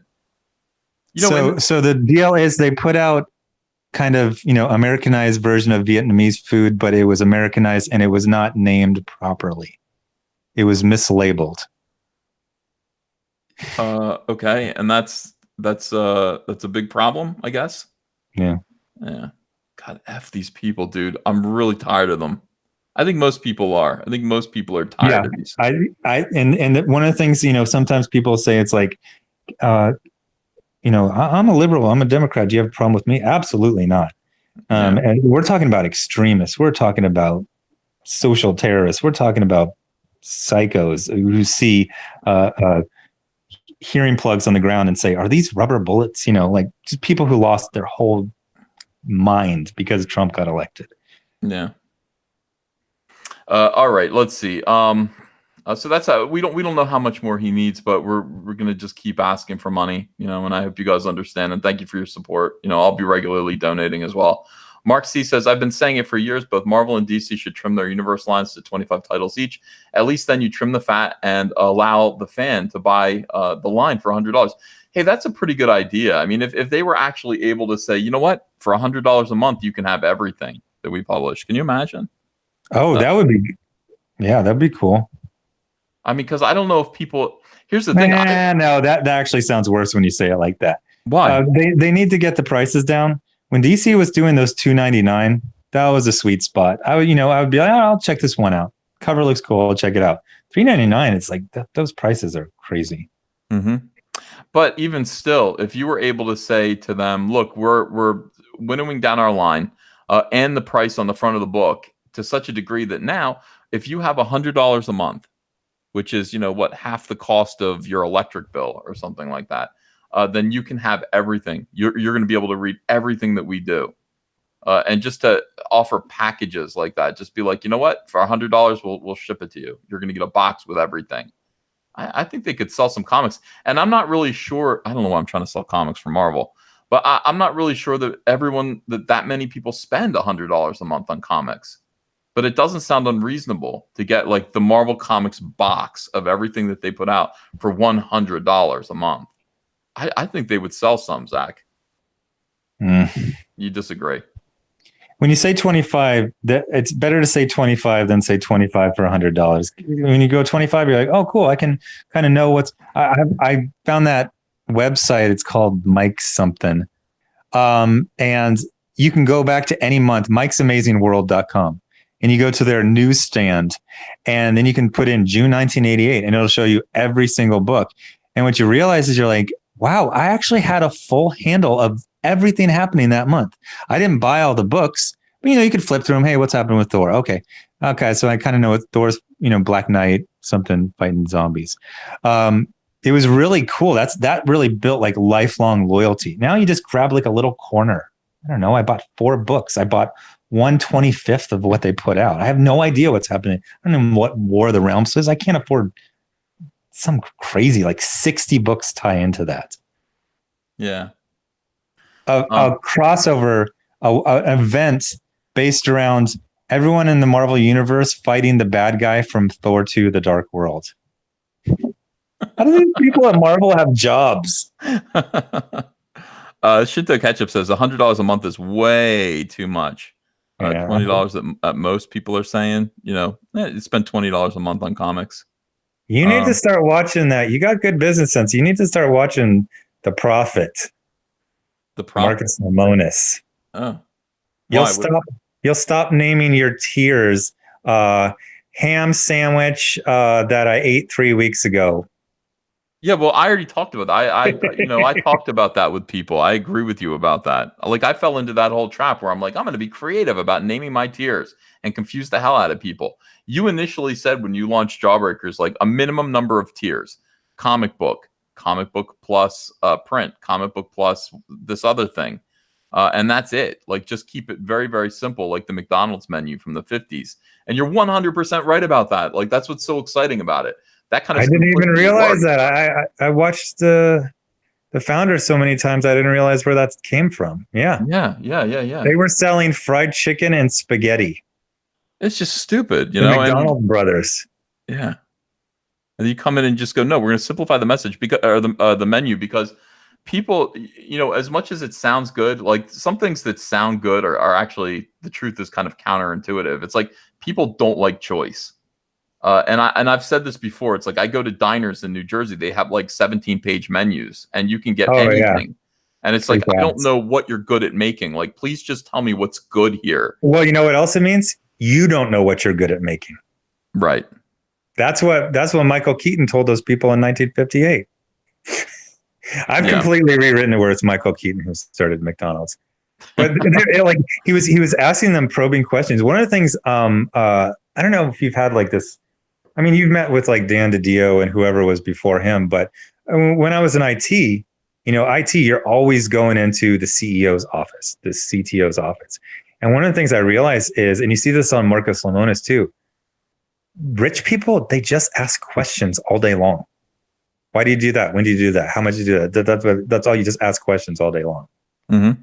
So the founder was talking to the McDonald's brothers. It's like, why are you selling oranges? It's like, oh, the guy down the road gave us a deal. It's like, what are you doing? Yeah, just simplify the menu. Just make it so that you're cutting out all of these other options and just giving them a streamline. When you go to the McDonald's in 1955 and it just says hamburger, cheeseburger, fries, choice of milkshake, and that's it. You know what they make and you know what they're good at. Oh, it always comes down to milkshakes, doesn't it? Yeah, those milkshakes. What is it with milkshakes? What's the matter with these people? What happened with the milkshake thing? Like, that's. I think how they got the toxoplasmosis or something in cat poop that drives people crazy. Yeah. There's something in milkshake in the fermentation process. Just gets into people's brains. Yeah. There was a whole big schism because the Michael Keaton wanted to do like formulated free, dehydrated, and the McDonald's brothers like, no, it must be a real milkshake from the guy down the road from this cow. And he's like, what? I'm trying to run a business. Sounds. Well, they tried to come up with a way to make milkshakes cheaper and like artificial. Yeah, and it just no, all right. So I don't know, but I think that is the thing. I mean, if you just kind of simplify your menu and simplify your Indiegogo campaign, so it's like, look, these are the choices. There's a sense that you're missing out. And I think that's the big thing. Like, people don't want to miss out. So if you have all of these options on your, like, I look at the, and I hate to say it, Brian Polito Kickstarters, which are very successful because he's got a dedicated fan base. It's always there. He's got so many choices that when I try to back him, I'm like, I feel like if I make one single choice, I'm going to be missing out. I don't want to miss out on something better. So that's confusing. We say he's doing really good, but I feel like he could do better with less. He consistently does 225, 250,000. I feel like he could do 300,000 if kind of, but maybe he's got like he's been building a market for 20 years. He was like that big counterculture guy in the 1990s Yeah. at conventions. Well, this is the thing about Brian Pulido is that, when you're working in the mainstream, I would talk to Brian Pulido and be like, why won't you just come and do, you should come to DC and do Swamp Thing, do their horror books. And he'd look at me and smirk and go, no, shake his head. I'm not doing that. Why not? You're doing your indie thing. He's like, you could get a page rate of $195. Like,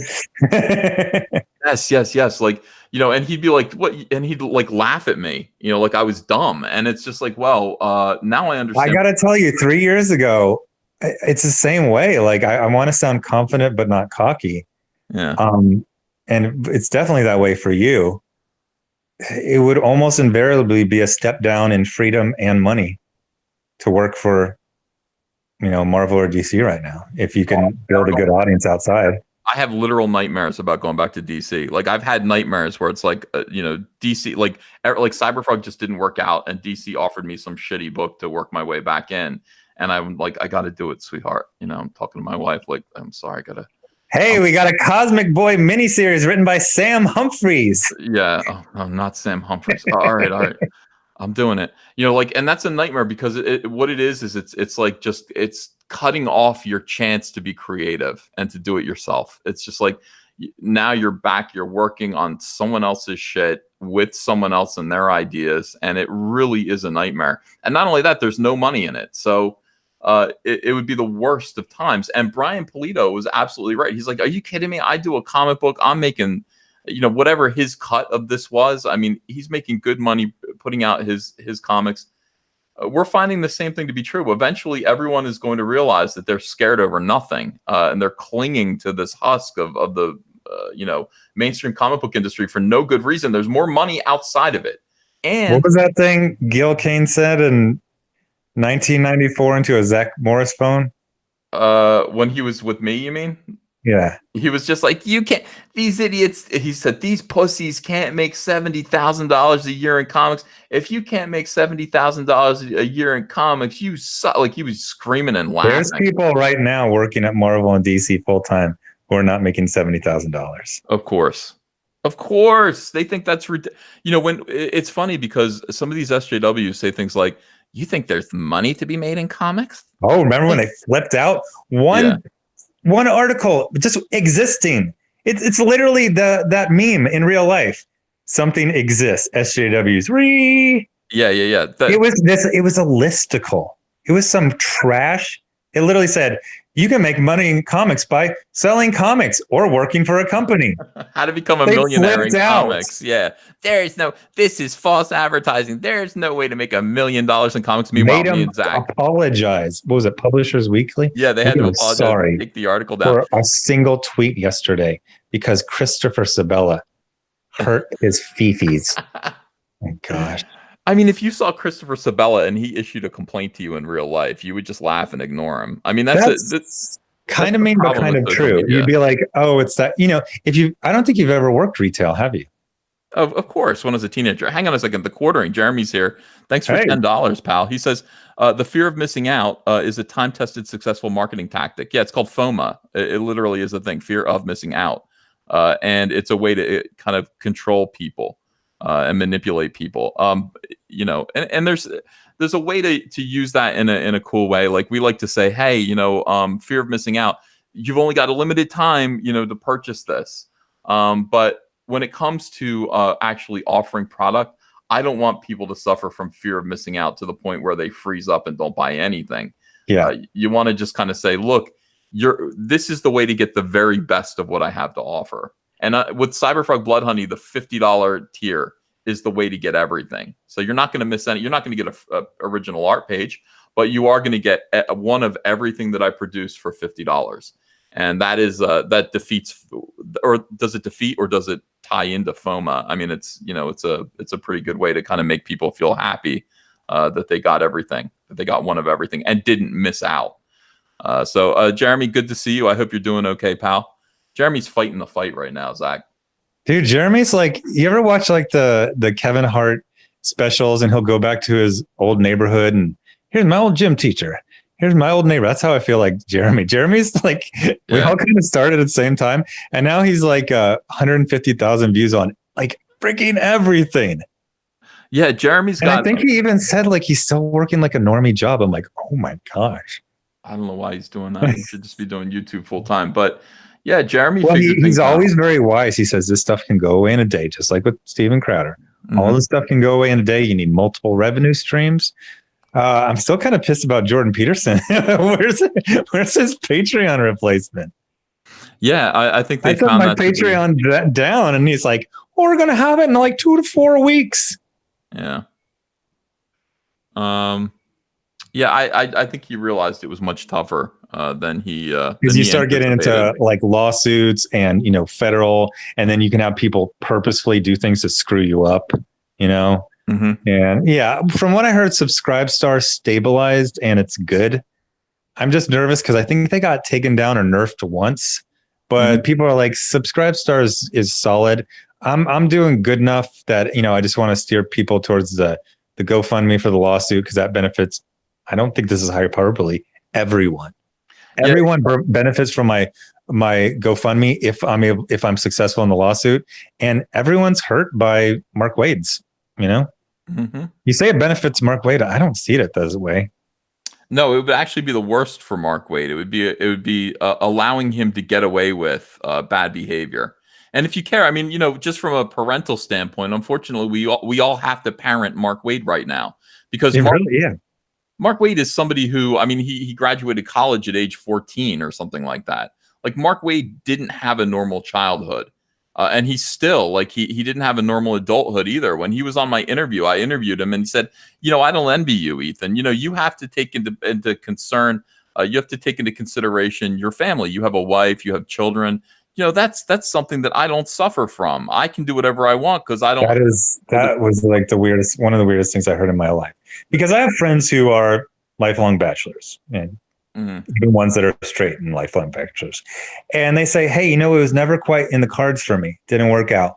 Or I realized that, I wasn't the right way. But to call it an advantage in life. None of them say it like that. Some talk about the financial advantage. They go, hey, I was never in debt because, I paid my student loans off when I was 27. He goes, I like, even my friends who are, confirmed bachelors or bachelorettes, they like visiting, their sister who has kids, and they go, but I'm the greatest aunt ever, or I'm the greatest uncle ever, or I'm a godfather to my, best friend's kid. But like, it's just like, I am untethered from humans, and now I am free. I can do whatever I want. 5 would say. Yeah. I don't like nobody can tell me what to do. I don't owe anybody nothing. I can do whatever I want to do. And what do you want to do? Oh, I want to torture people. I basically want to attack, stalk, torture people, ruin their lives, persecute them for not believing the same things that I believe. They had that thing where Mark got into the news last week. He was mixing it up with some retailer at a retailer's convention. That subverted expectations. Yeah. Flew to Las Vegas. We're going to not sell to you. Okay. But he said, he's like, and I told Dennis, you're not even a real store anymore. I was like, why are you even keeping track of a random store? I know you've been beefing with this guy, but it just seemed weird. You know what I mean? Yeah. Why are you keeping track of him, and why are you yelling that? It's very Arrested Development, and it's like, yeah, this is his time.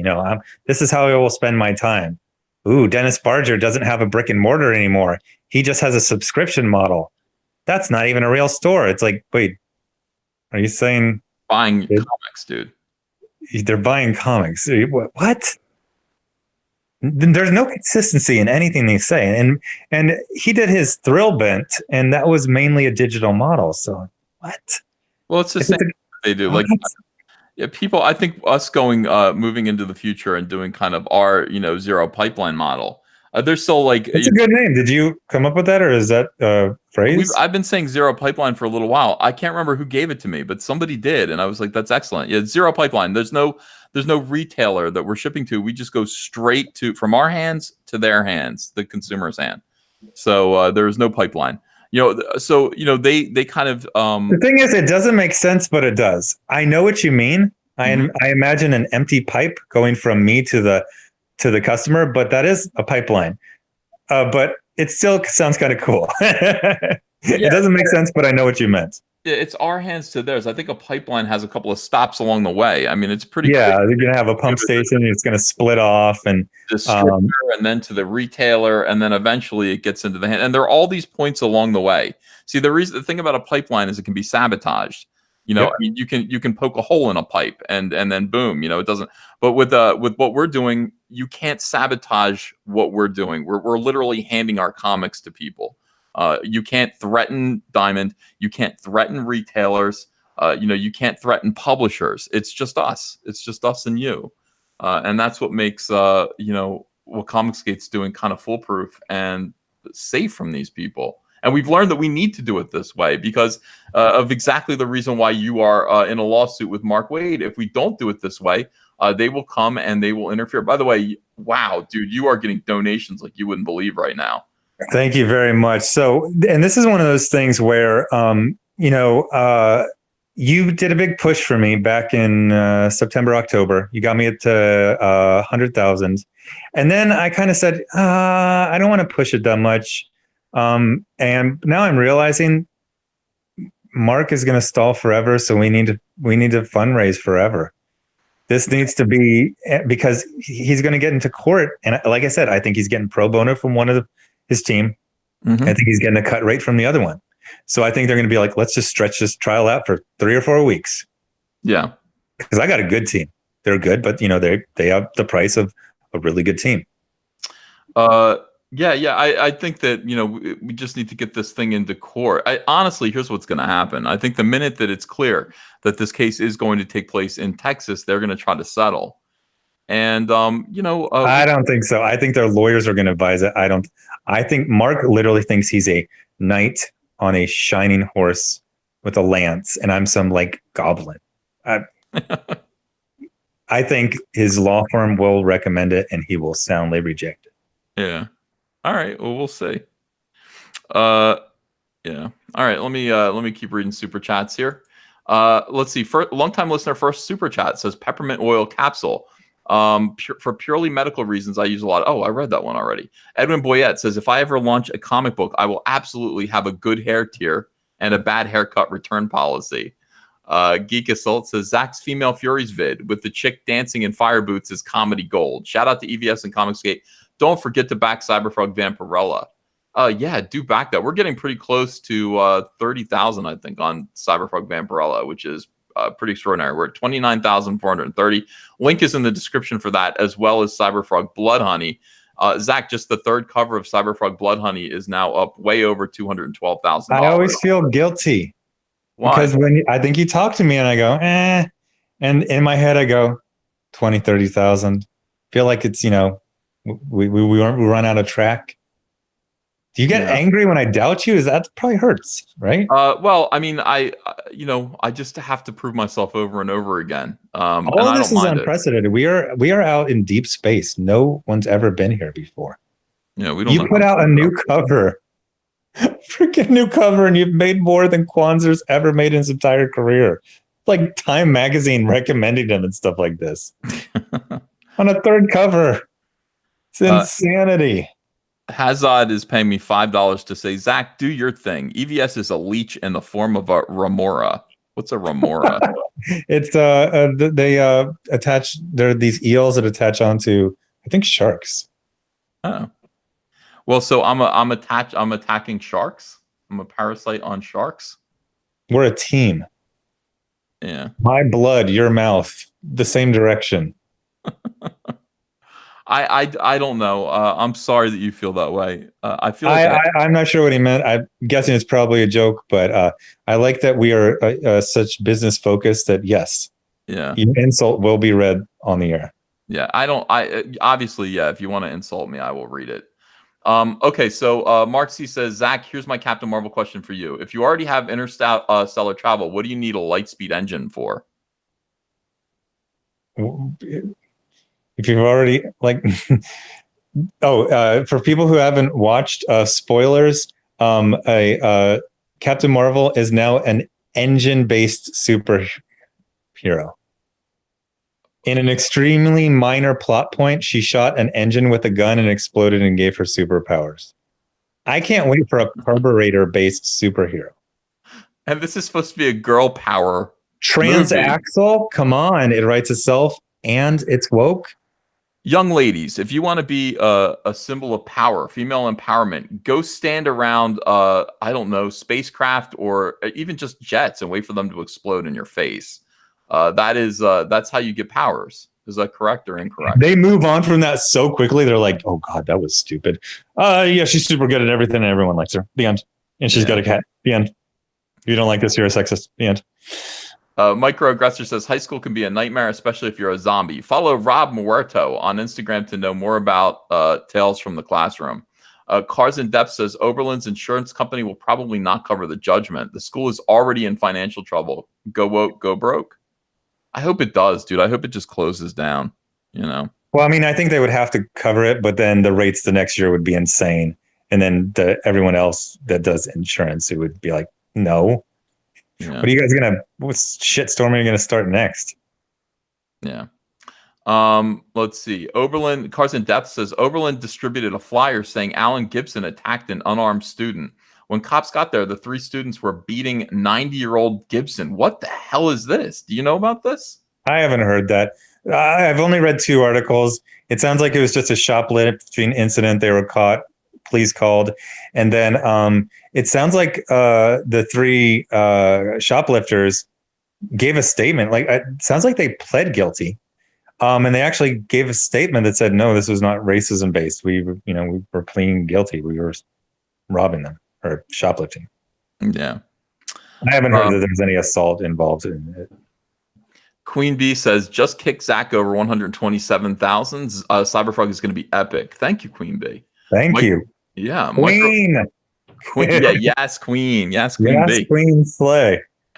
Microaggressor, Zombie Geeks, Vampire Jocks, Wolfmen Stoners. It's all there in Tales from the Classroom. Follow at Rob Muerto to learn more.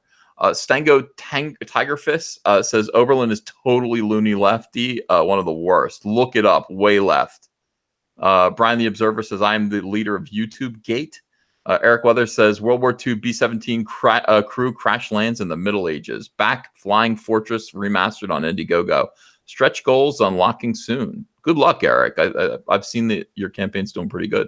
Opinionated Uploads says bought your $100 tier variant solely because the art in Cyberfrog Indiegogo you previewed is phenomenal. You delivered, and I'm grateful.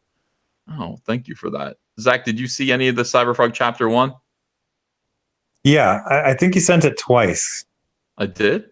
Oh, yeah, because did you back it twice? Yeah. Okay, that's why, yeah. Pretty excited about it. I noticed one you put the last page twice, and then the second one you corrected it and just put it once. Yeah, I know. And I was like, I had to put each one of those pages in one at a time. I'm surprised one of your psycho stalkers, it's like, we finally figured out what he did. He only drew 2 pages and just repeated them 40 times. I'm waiting for things like that. After kidnapping and murdering his wife. Yeah, kidnapping him. Oh, yeah. All right. I just got a bunch more pages from the letter. These are so good, man. I don't know what it is. It's like seeing your artwork with lettering on it. Exactly. So cool. That is the point where the lightning comes back or comes down and it brings Frankenstein's monster to life. It's a comic. It literally, especially the first time you see it, the first time in your career, it will make your heart skip a beat. Yeah, it's just nice for me because it's like it's obviously it's not even nearly the first time in my career, but it's Cyberfrog. Like the lettering is back. It just feels like getting this character moving again is so. You know what also is very exciting, and I don't think you've experienced it yet, is having someone else write your character. I think I would be. Yeah, I'm not into that. That would be a problem for me. I really wouldn't like that. I mean, I guess you do because I don't know. I wouldn't like it. I liked it a lot. I have a great writer write one of my characters. He's written several things for me. Those are going to come out in the next year, and it was just like such an honor. Yeah, let me show you these, Zach. Let me show you these pages. See if you like them. Are these new ones that have never been revealed, or is this? Yes. Yeah. Oh, you can't show too much. Remember, people say don't show too much. They don't want to. Well, this is I can't help it. I like this People stuff. don't like that. It was very, very strong. Once I started showing, I think I showed up to like 15 pages on the initial Jawbreakers, and people were getting bothered once I go a bit 10. They're like, stop. I want to be Yeah. surprised. All right, hold on. Let me just show this one part. Heather's like, Cyberfuck's like, so what I miss? Heather's like, nothing, school, work. Sal's here, says he needs you, says it's important. Cyberfuck's just chilling, making nom nom noises as he eats the chicken. She's like, Gorge quieter. Heather's watching Bill Clinton on TV, confess that he, the Monica Lewinsky stuff. And then Cyberfuck stops eating and goes, did Sal stop by? She's like, oh my God, you never listen. And Sal's head is just, she's like, hi. Wait, is Sal the name Sal of Android? Yeah. Oh, they call him Sal? She calls him Sal for short. Froggy and Sal. That's the Heather's nickname. I thought this was your buddy who owned a bakery. Yes. No, that's Al. But yeah, it is very Italian, which is good for New Jersey. I love, oh my God, dude, I love the way this looks.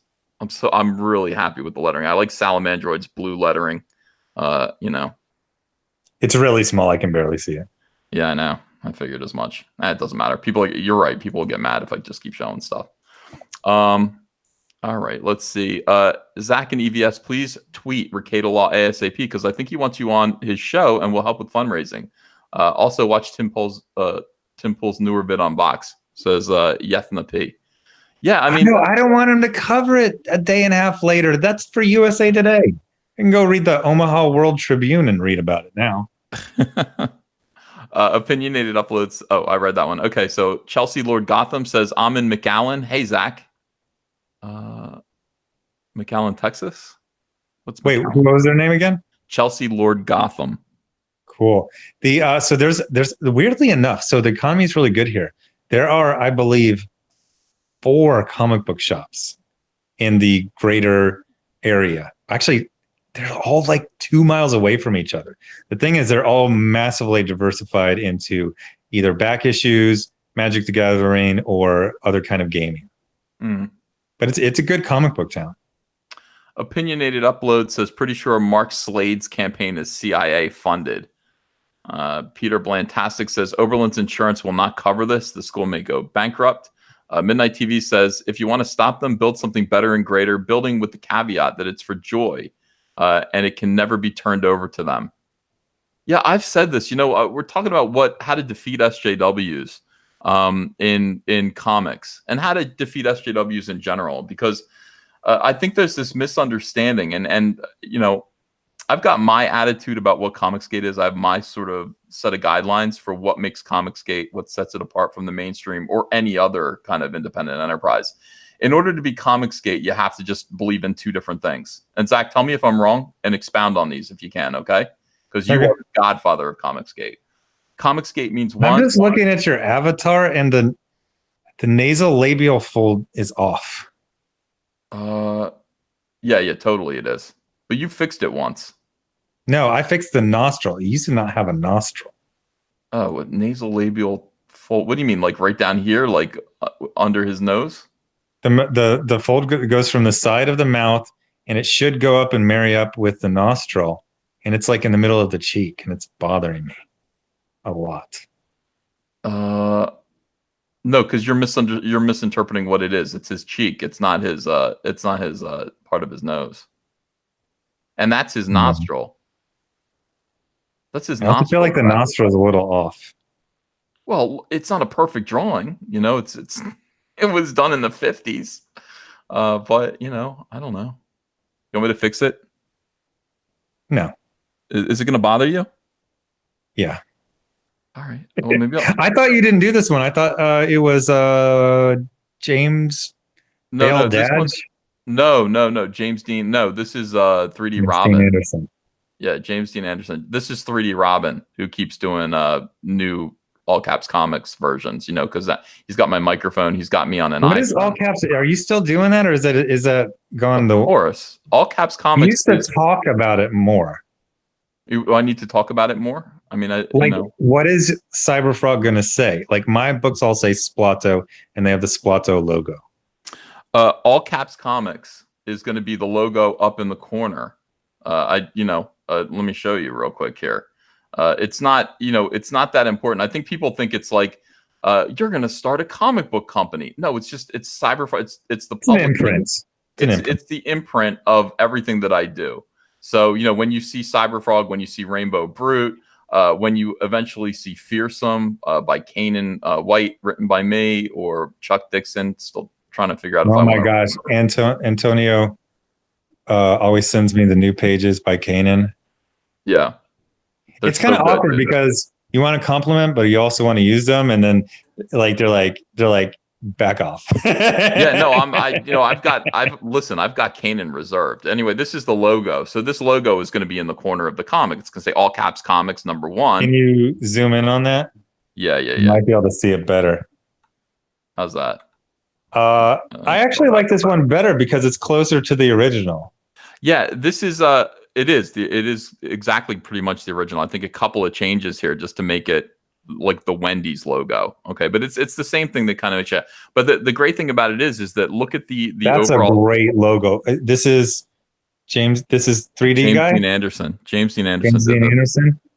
He's good. He is good. Look at the subliminal thing here. That's it's a really head good. Reading a comic book. Look at these hands. I didn't get that, but that's cool. Yeah, that's just the overall kind of subliminal thing. So it looks, I said to him, I said, I want it to look like a 1950s, because we always talk about hot dog stands and, fast food and everything. And that's how we want our comics to be perceived. I want it to look like this could be on a big sign outside of a little fast food restaurant in 1955. And he gave me exactly that. I even do you see where the hair and then the white from the skin goes forward? Yeah. Now, I think he might be saying that's like kind of like a pompadour, but I read it more as those what was it, like a register error you would have in the old comics where they would just be a little bit off. Yeah. Like you can see it right here too, underneath his lower lip here. Yeah. I like it too. It just looks like it was done quickly, and I don't know. I like the logo. So this is the all caps comics logo. I did see some weirdo SJWs speculating that I'd given that up, but it's not. I don't know what they're expecting from it that I'm not delivering. All caps comics is my imprint. So when you get Cyberfrog, it'll say all caps comics in the corner. Rainbow doesn't caps stand for something? Comic Artist Pro Secrets. Okay, duh. Yeah. Okay. So it'll be there. It'll be in Rainbow Brute. It'll be on all the Cyberfrog books. And eventually, will it be a publishing company itself? Like, possibly.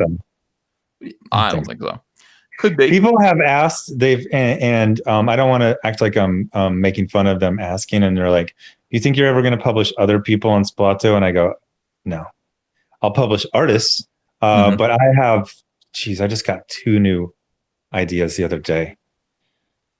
What? So I got enough. I got enough ideas for like 4 graphic novels a year for like the next 6 years. So I don't think I'll ever need an original idea from someone. And they'll say, "You and Ethan should form a company." I go, I think even companies is you don't need them. There's no office. There's no footprint. You just, if you need advice, hey, how do I find a letterer? Do you know a good colorist? I think that's it. And just, everyone just do the sweet cast. He's like the proof of what do you call it? Proof of concept. Yeah. But at the same time, see, all caps comics is going to be, it's not just comics, it's going to be a merchandising arm as well. So it's like Marvel Comics board games, I actually do have I have a comment. Go ahead. My OCD is clicking in. You see the hand on the left by the C? Yeah, it's bigger than the one on the other side. They should be exactly equal. I know he's trying to mirror the bottom of the S. I'm telling you, just it's that for a guy like this it's like literally like 20 seconds. One of these SJW weirdos, I can't remember which one, said that the S looks like a swastika. These people say that you can throw spaghetti at a wall and they will see a picture of Hitler kicking a baby into an oven. Like, they're just mentally ill and they need to be ignored.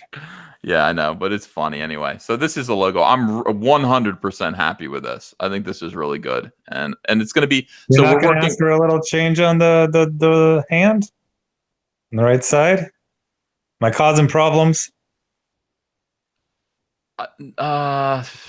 I see what you're saying, but no, I like it. I like it the way it is. Okay. I do like it. It just kind of works. Um, uh, it's going to be on. We're working on the Cyberfrog board game right now. I'm taking a meeting next week. They're already working on the board game, and it's going to be something that once you buy the board game, you can actually get other characters. You can buy extra packs to sort of expand on the game. So you can actually get so with Cyberfrog fighting the Hornets, fighting the Vespis, and if you want, you can actually buy this extra compartmentalized pack to bring Rainbow Brood into it. So you can be Rainbow Is it a Brood. board game like guys like you and I would know how to play, or is it like a Magic the Gathering game? It's a little bit. It's a cross between Dungeons and Dragons and all of this. I don't really. Zach, I'm going to be honest with you. I think it's actually better for it to be for the pure. What do they call this thing? Board gamers? What is it called? Board gamers, I guess. Yeah. No, there's some other term for people who play games that are physical. But I think it's better to go for the hardcore than go for the normies. That's what we're doing. Go for the Jeremy the Gathering and find those guys who know all that stuff. Don't try to make one up with Andrea tonight. No. I'm. It's like Clue mixed with Chutes and Ladders. No. Yeah, it's already being done. I have nothing to do with it. I mean, I'm giving him the information about the book and everything, and they're building this entire world where again, you be Cyberfrog, you can be Salamandroid, you can be Heather, you can be any of the characters. No, that's good. That's the right way to go. But if you want to, and this is something that we could get other comics gators into, you can buy the Rainbow Brute pack. So you can be Rainbow Brute in this world. You can be him. Or you can be the Jawbreakers. You could be any of these. Oh, that's cool. Yeah. Yeah. And then Rainbow Brute is going to be, do you think it's going to be bigger than Cyberfrog? I don't know. I mean, people are saying that, but I can't. It's all up to what everyone does. I think it has probably more potential. Well, I think people are excited about it, but again, I'm excited about it, and I used to be annoyed by it, but then I thought about it more, and I saw the drawings, and it's funny. Yeah, I was annoyed by it, and then I saw the drawings. Zack, well, it was like you have that other guy who's like a fat guy on a couch, and he has these Bro White. Yeah, that's just like okay, fine. No, but Zach, that's something. I think that book altogether is going to do really, really well because Rainbow Brute is part of this whole thing, just toxic masculine fairy tales. So, you take all of the fairy tale princesses and then retell those. You need to tweak that description because you're close, but you're not there. What do you mean? You said toxic masculinity fairy tales. Toxically masculine fairy tales for men. Okay, boom. Yeah, I mean, I haven't officially named it yet, but that's what it's going to be called. And bro, work with that. I'm gonna be a little of Jeff Goldblum. You're close. Work with that. Well, we'll get to it. We have time. There's something you're close to. But think about a storybook, just a big story. Are you going to watch The Prophet with Marcus Lemonis? I don't even know what it is. Send me a link. It's on. Well. Do you have basic cable? Of course. Okay, then you can watch it. Okay. I'm going to send you information. Okay, yeah, I'll watch it. He's really big into stuff like this, like having a good slogan, having a good name that everyone gets instantaneously. Mm-hmm. That these are fairy tales, but they're like funny versions that with tweaking it, making them, I guess, more like manly. Yeah, but it's funny. It's tongue in cheek. Yeah. No, it's all about basically, if you are if you hate SJWs, if you really hate SJWs and you hate what they're doing to the culture, these stories will all be kind of thumbs in the noses. They will be overtly masculine. They'll be toxic fairy tales. There, just call them toxic fairy tales. Okay, toxic fairy tales is fine. So Rainbow Brute will fit in there. Bro White will fit in there. All of the other characters that we're talking about. Just repurposing fairy tales for men so that it's funny to men. And I think it'd be a good Christmas gift for dads. So, we'll try to get that. Well, I think everyone's going to like this, but it's funny. I think it's going to appeal to women equally. Absolutely. Yeah, women because women are tired of this is a little plot twist. You didn't get 7 billion people on the planet by women not liking men. Mm-hmm. Women love men. and they hate being seen. They hate seeing women, or they. Oh gosh, just take it away from me. You know what I'm going to say. I can't say it. women, the super majority of them do not like seeing men demasculinized, disrespected, clown. They don't like that. They like men. They like men to be heroes. They like men to be big, burly, masculine, all those type of things. I think you're going to find more women like this than men. Well, and I think you're going to find that this is going to be a merch gold mine. People who have no idea are just going to see this and want a T-shirt of it. Rainbow Brute, you mean? Or yeah, Rainbow Brute. I hope so. Let me show you. Kyle colored up a new piece here. I don't even know if I saved this yet. Save image as Rainbow Brute. By the way, I'm thinking about changing him to just Rain Bro. We'll talk about that in a minute. I want to see what fans think of this because this is a conversation that I've had with people. Now, is it going to be Rain like a King's Reign, or is it just going to be Rain like a Rain Bro? King's Reign. I like that better. People like Rain get it, Bro. yeah. Because is he a king, or is he like Conan becoming a king, on the way to becoming a king? He would be like Conan. Is he going to conquer this entire toxic fairyland? Yes. Or does he make it toxic? It was some SJW nightmare, and he brings back. The chat is so funny. No, he look, he does his thing. His job is to fight to keep the rainbow going. His job is to basically fight the weather. He fights the rain. He fights the thunderclouds. Once he's done his job, he just wants to drink. But there are other denizens of the world that he lives in, the fairy kingdom, that just are fucking with him. And they take his sister away. So he goes on a quest to bring back his sister from these lunatics. And the lunatics are the emo bears, by the way. It's the Care Bears, but they're emotionally manipulative SJWs. I said Scare Bears in a video the other day, and then people acted like that didn't exist yet. There have been a lot of parodies of the Care Bears, so you got to be careful with that. People, like somebody, I think Family Guy came up with the intensive Care Bears, which is genius. They're bullies. Has no one's done this? Has anyone done the Scare Bears yet? Sure. Yeah. I've seen. Yeah, I felt sure someone's done that already. Yeah. So yours are called what? The emo bears? The emo bears, because they are whiny. I might workshop that one a little bit more. Okay. I'm working with Cecil on it. Cecil's pretty bright. He's pretty sharp and pretty funny. So but overall, this is what I feel like. I feel like a Cecil meeting is like 5% gold, and the rest of it is getting him back on track and like establishing ground rules. Are you projecting a little bit? I mean. All right, let me read some super chats here and see where we're at. And by the way, thank you guys for continuing to back Richard C. Meyer's incredible GoFundMe campaign. He's at $127,720. Thank you for your support, all of you. This is magnificent. All right, stop sharing this. People are calling me a boomer today. I'm especially. You were very boomery when you were talking through saving a file. Yeah. Right click on my mouse. Yeah. Well, yeah, of course. All right. So Captain Picard says, you mind if I use your new logo for the EVS website I'm working on? Yeah, kind of. I don't want you to do that right now. Let's see. Hazard says, how does it feel to be the exact same thing as an SJW? Support Mike. I am nothing like an SJW. I'm a businessman. Let's talk about the Mike thing real quick. I'm sorry, Zach, because this is going to come up, and it's coming up in the chat. I caught the tail end of it. Was it last night that it was happening? Yesterday afternoon? Yeah. Now, this is what I wanted to say. This leads. By the way, you know how when people are dieting, they're like, "Oh my gosh, don't talk about food." Yeah.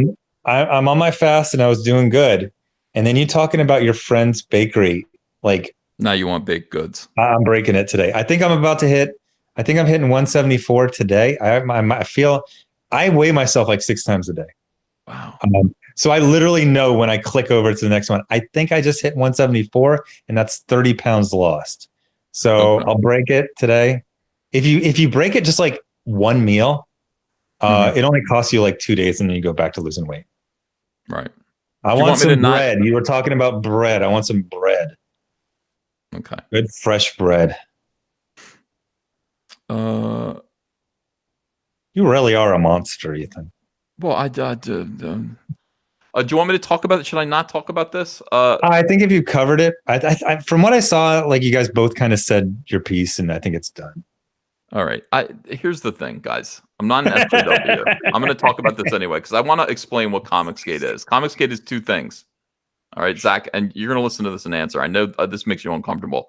Comicsgate is two things. Comicsgate is respecting the customers. Okay, so it's not calling them Nazis. It's not pulling them out and isolating them and saying you don't want their business. It's not persecuting a certain kind of person. Crest sells toothpaste on death row to serial killers. To everyone. So that means when you are, part of Comicsgate, you are selling to everyone. And that means do not call your fans or your potential customers sinners. Okay, that's just one.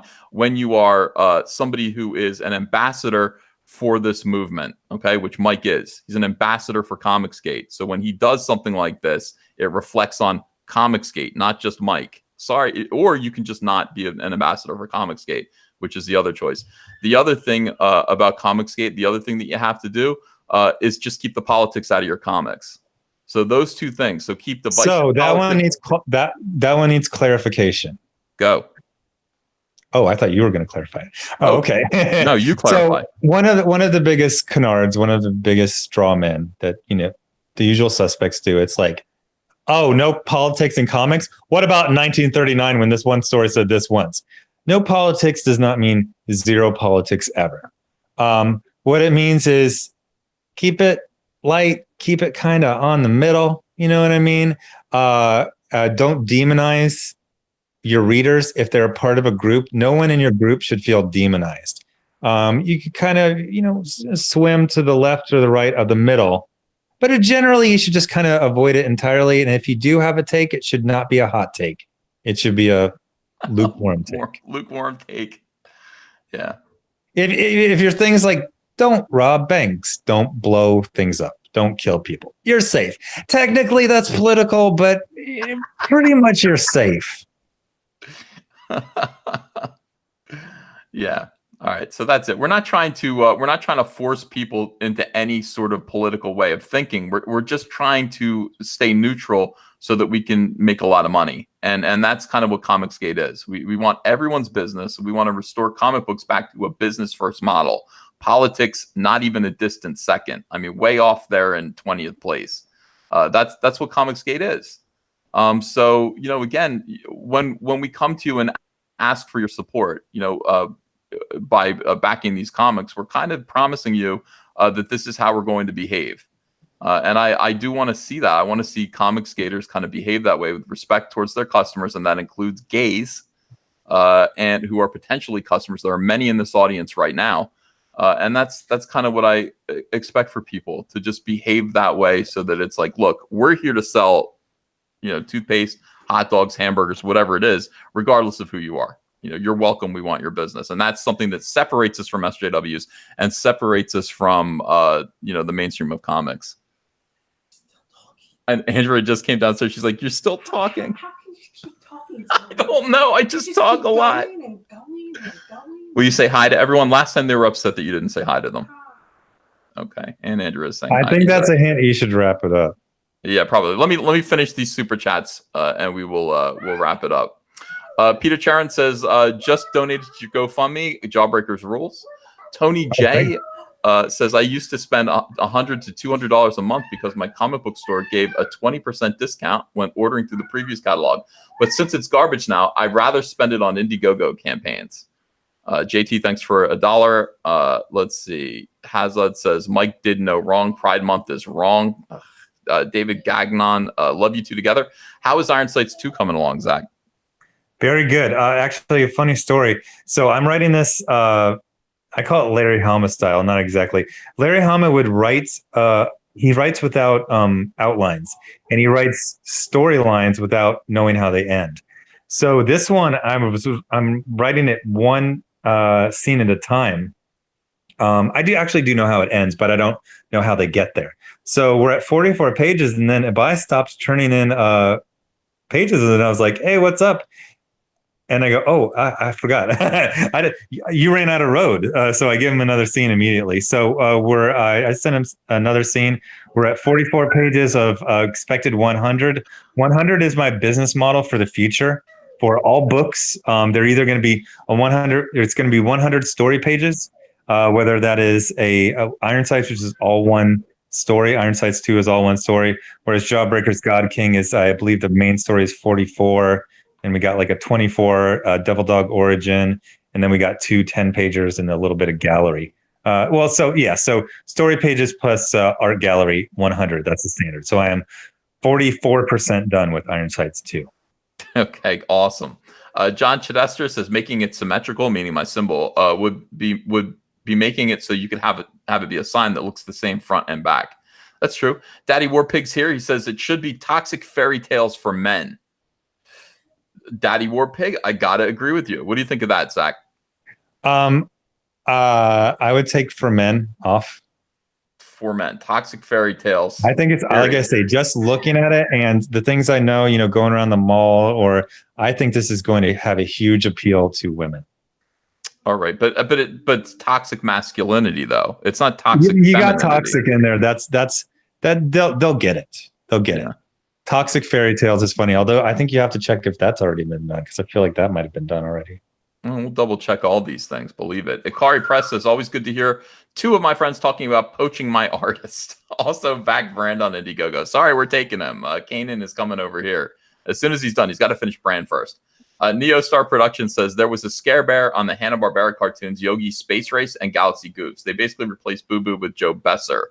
And Cecil says, LOL, you guys still going? Listen in my car now. I know this stream was long, but I enjoyed every minute of it. And Zach, thanks for coming on, pal.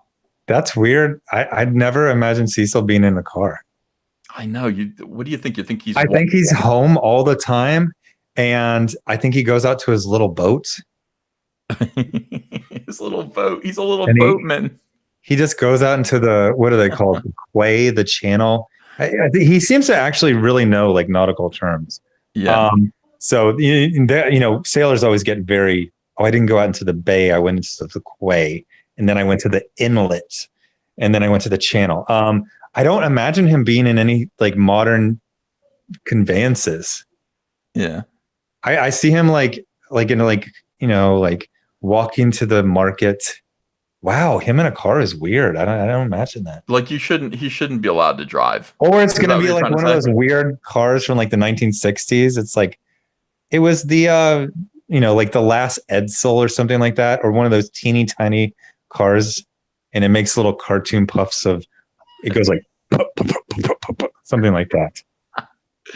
Neostar Productions just hits up with, I agree with your boy. There's a difference between presenting an idea for people to consider and demanding that people only agree with what you say. And it's also, the SJW thing is about just kind of relentlessly trying to destroy the lives of people who disagree with them. And that's why SJWs are a problem. It's not just that they're leftists. In fact, liberals, they never did any of that. They were profoundly annoying, but I mean, you just disagreed with them and they left you alone. They just didn't want to socialize with you. SJWs are liberals with weapons who want to hurt you for disagreeing with them. They're not liberals. There's no consistency. They're just evil people addicted to destroying others. And they will find whatever is the current year, politically expedient, allowed way. They really don't care who they destroy. They just like destroying people. Yeah.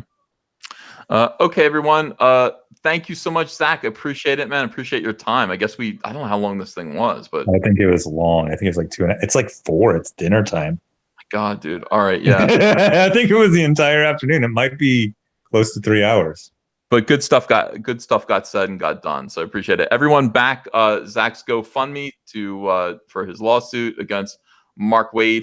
And Daddy Warpig comes back with toxic fairy tales for men because the name itself should stick a thumb in their eye. See, that's, there you go. That's the culture war. The for men might be necessary to copyright it. I don't know. I feel like toxic fairy tales has been taken. Yeah, toxic mask. No, it was Twisted.